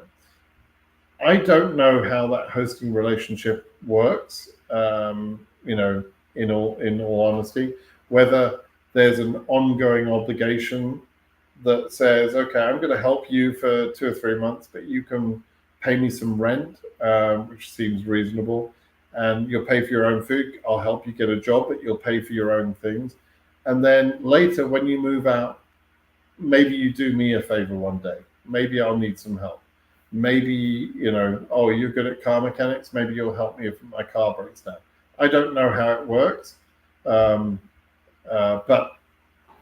maybe these people are just very kind-hearted people that say, yeah, I've got a big house. I can let you live in my house for a couple of months while you get yourself set up. That's a wonderful thing. But you were in your own apartment, you're saying, in 5 months' time, so that's really good. You then moved out into your own place, and you're building your own life, which is fantastic. It's really cool. Very cool. Okay, so let's see if I can catch up. We're going to ignore a bunch of messages again. DV2024 winner with a high case number AS41,000. So I entered DV2025, but I was not selected. Now I have to pray that the DV2024 case gets current. It's not going to get current. I'm sorry. Thanks for all your help, Simon. Ambitious person, you're going to have to enter again in October, I would imagine. So I'm sorry you didn't get selected in 25, but you can enter again in October. Good luck. Mule. What are the chances for interview schedule? My case number is 52,000 from Ethiopia. You will get scheduled. From Ethiopia. I'm sorry. No, you're not going to be scheduled. If you live in Ethiopia now and you're at the Addis Ababa embassy, Addis are not going to get to your case number. They're probably not going to get much above 28,000, 29,000. They're just not interviewing enough people. That's the problem. So they're building up this backlog.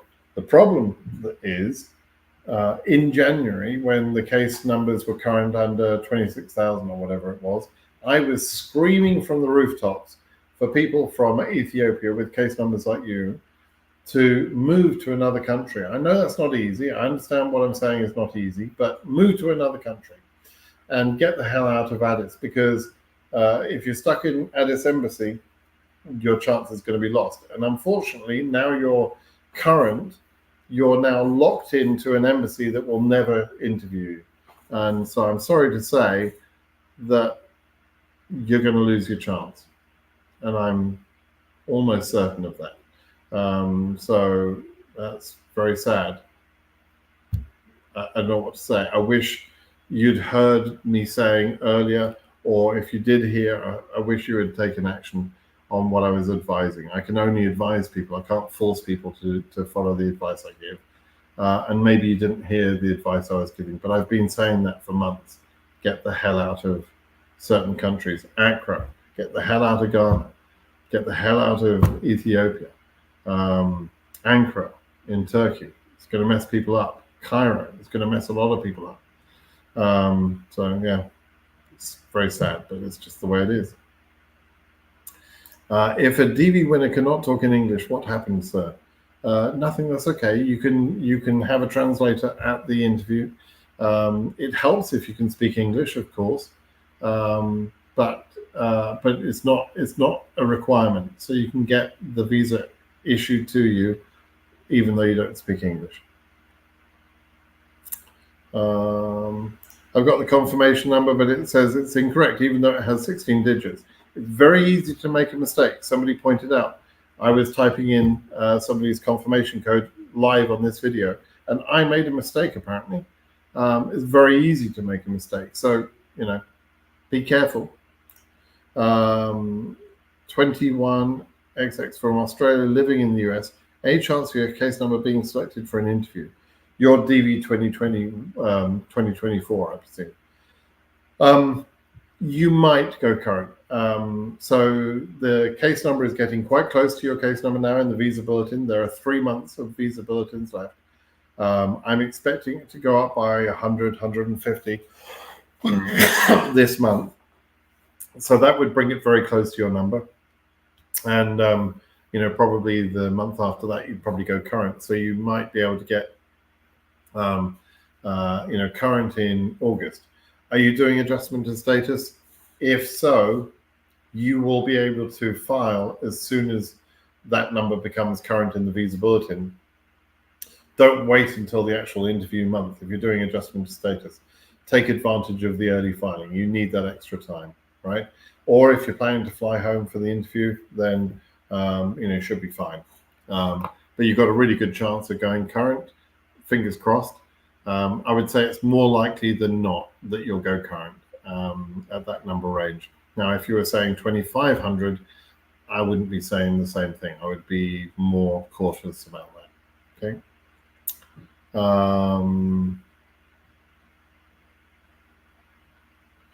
Okay. My voice is starting to go. So I've been online for 3.5 hours. So I'm going to call it a day shortly, but let me just see if I can scan down and see any final questions here. Another person has entered the USA. Michael, congratulations for your new life in the USA.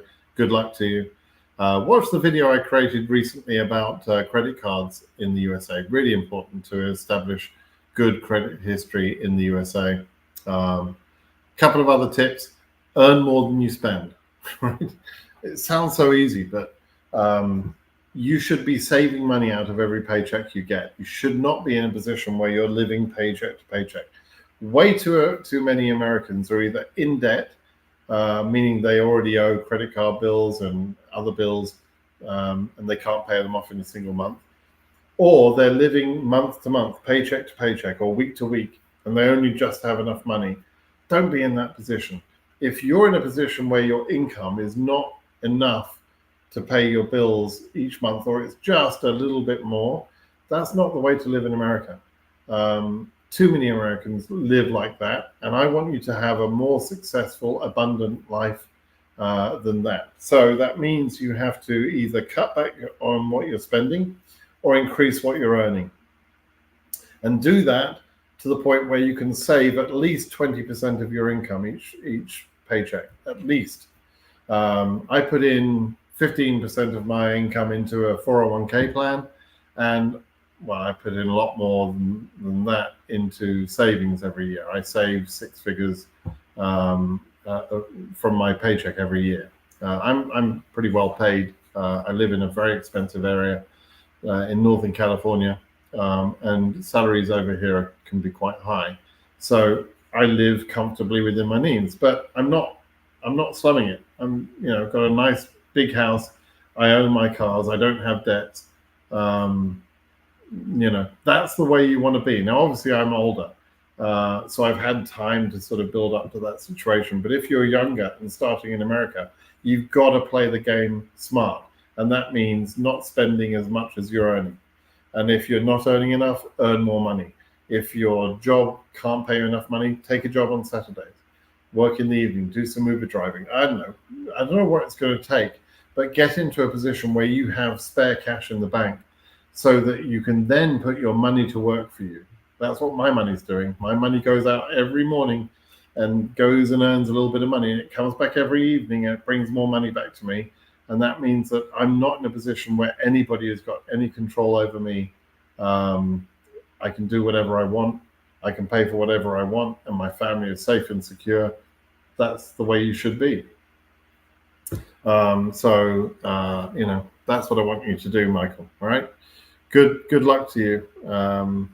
Life isn't all about money. I don't want to give the impression that money is the only way to happiness. But I tell you, I'd rather have money and be happy than try and be happy when I'm poor. Right? It's a lot easier to be happy when you've got money. Money is the famous phrase is the love of money is the root of all evil. Sometimes people say money is the root of all evil. That's not true. It's the love of money is the root of all evil. That's a true statement. But be smart. Don't be in debt. Don't pay some other wealthy banker interest on some loan or some credit card. That's daft, right? Don't do that. Okay, let me take one or two more questions. That's all I'll do, and then we'll call it today. Hello, little question. Is it possible to obtain the green card through the DV lottery if we have served in an army other than the American Army before? It is possible. There is one sort of fairly big exception, which is the fanatic army in Iran. Almost certainly, there are certain parts of the Iranian National Army that can get you more or less a guaranteed disqualification from the DV lottery. But in general, outside of Iran, your previous service in another military doesn't make any difference.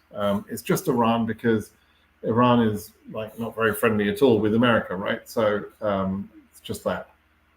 When DV lottery site will open to see our results? It's open now. It's just breaking. Michael, you're welcome. Good luck to you. I've been rejected from the DV program too many times. I'm sorry, that's just the way the program works.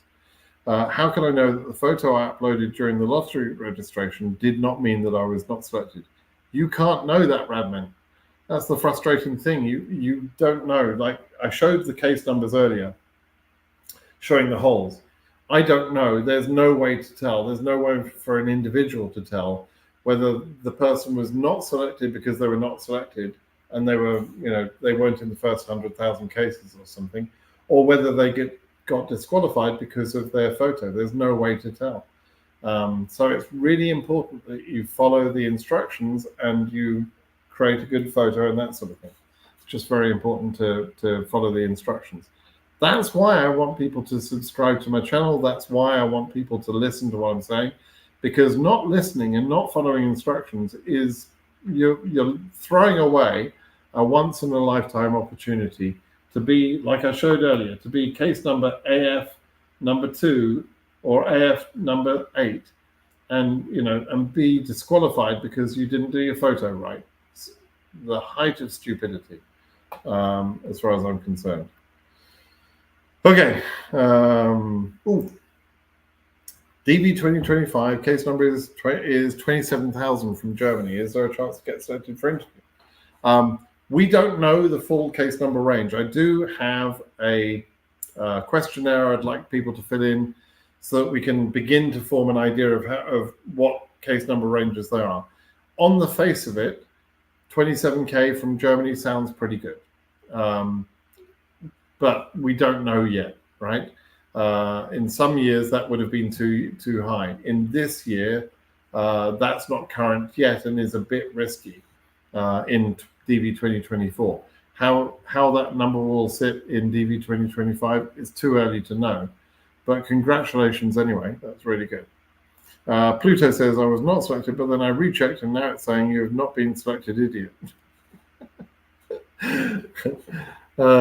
It's saying the second time. Thank you, Pluto, for that chuckle. Safal, I love you, sir. I love you too, man. Or Safal, girls, I don't know. I was selected to the DV lottery with a case number of 57,000, currently living in the USA. Country of chargeability is Libya. Congratulations. That's awesome. 24 AS35XXX, what are the chances? Something akin to imagine a cage full of lions, and then imagine the chances of a cat crossing that cage full of hungry lions. That's kind of like the same chance you've got. Not very good. It shows to my friend that he is not being selected, but I will recheck again, or there is no point. Now, if he's not been selected, he's not going to be selected. He can check again in October, but it's unlikely that there would be a second draw. It happens in some years, but not every year. Okay, I could do this all day, but I really don't want to be here all day. I'm now struggling with my voice.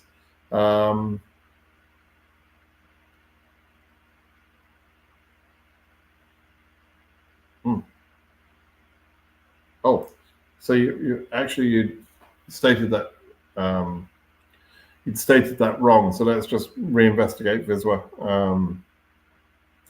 So your case number is 58,000. You must be DV 2024 then. I thought you were saying you were earlier year, but your DV 2024. Your case number is 58,000. That is country is Libya. Yeah. Okay. So you've got a chance. You've got a chance. Depends whether you're adjusting status or whether you're expecting to go back and interview elsewhere, but you've got a chance. Okay. Kara, can we ask your advices elsewhere too? Yeah, a couple of things you can do. You can always reach me through my blog, BritSimonSays.com. Right. I'm going to put that in the chat. BritSimonSays.com. Let me just make sure. Not Britty. Right, BritSimonSays.com. Right, you can go to my blog, and on that blog, you'll be able to ask questions. You can also see hundreds of other articles that I've written over the years. I've been running that blog for about 10 years. All sorts of information. There's a FAQ, there's all sorts of information about how you qualify, how you check if your education level, your work experience is good enough, and that sort of thing. So go over to the blog and ask questions there, Kara. Secondly, make sure you're subscribed to my YouTube channel. I do live Q&As like this every week. I also publish other videos from time to time. You try and do it weekly, but I'm a bit lazy sometimes, on DV lottery topics. I only talk about DV lottery. I'm not telling you how to create a nice warm salad or whatever. I'm not telling you how to get education in the UK or something like that. And I'm not going to bullshit that so many other channels do. So I'm going to give you honest, accurate information, whether it's through my blog or through my YouTube channel. I also have started a Telegram channel on Telegram for DV 2025. If you look at the videos that I've published today, I've published about 4 videos today. You look at any of those and look at the YouTube description below the video, you'll see the DV Telegram channel link in there as well. So you can see that, and you can interact with other winners in that channel. So that's going to be a useful place. So there's lots of information you can get. If you're adjusting status in the USA, there's one particular person, not me, who I consider to be the expert in DV lottery related adjustment of status. And so I refer people to that person. And again, I'll always give her, I'll give her a link. I put it in the chat on this conversation today. But so yeah, I will give you information or put you to the right place where you can get information, and you can interact with me and with other people who've got their DV lottery win. So there's lots of information for you. Okay. So yeah, you're right. My advice is invaluable. Not everyone has got such good advice, I have to tell you. So be careful who you listen to. Some people will give you absolute nonsense. So yeah, thank you for recognizing that. But yes, we'll make friends over the next few months. And with your case number, what is it, 27,000? You'll probably get to know me over the next 18 months or so. It's probably going to take that long to process your case. All right. Okay.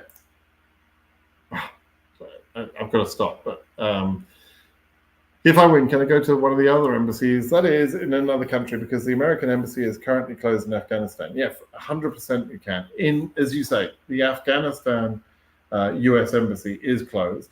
And so there is a special right that you have as an Afghan to choose any other embassy you want.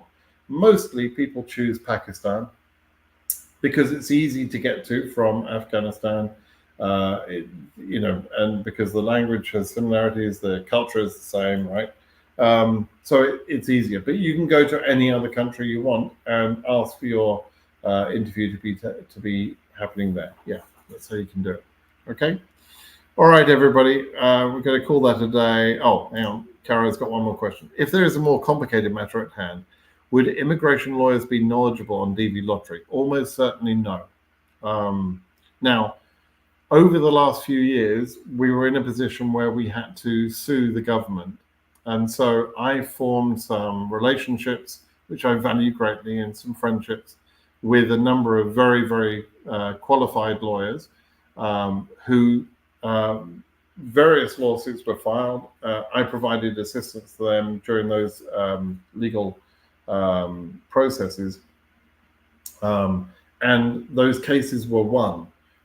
And we actually got things unblocked, and we got visas issued. Thousands of visas were issued. The government has appealed some of those cases, and we're still arguing about some of that. But yes, so I know a lot of lawyers. That's what I'm trying to tell you. Even with those lawyers that I know, that I highly respect as immigration lawyers, they're experts, right? But very few American lawyers will have ever truly seen a DV lottery case, because most people process the cases themselves. You don't need a lawyer. You can do adjustment of status in America without ever needing a lawyer. I did, and with the help of a person called Someone's Mum on a particular forum, people can go through the process, and Someone's Mum, this particular person, knows more about DV lottery AOS than any lawyer I know, including the best ones that I know, best ones, right? So for other people doing consular processing, you don't need a lawyer at all. And so there are a lot of bullshitting lawyers that will tell you, oh, don't worry, I know everything about DV lottery. And in general, lawyers tend to do more harm than good in this process, because they don't know, they don't understand things, and they're too proud or arrogant or whatever to admit that, and they don't want to give the impression that they are just learning, which is what exactly they are doing. They're just learning on your case. So don't go to a lawyer. There is no question that you can ask. I mean, like 99 times out of 100, I'm going to be able to give you the correct answer.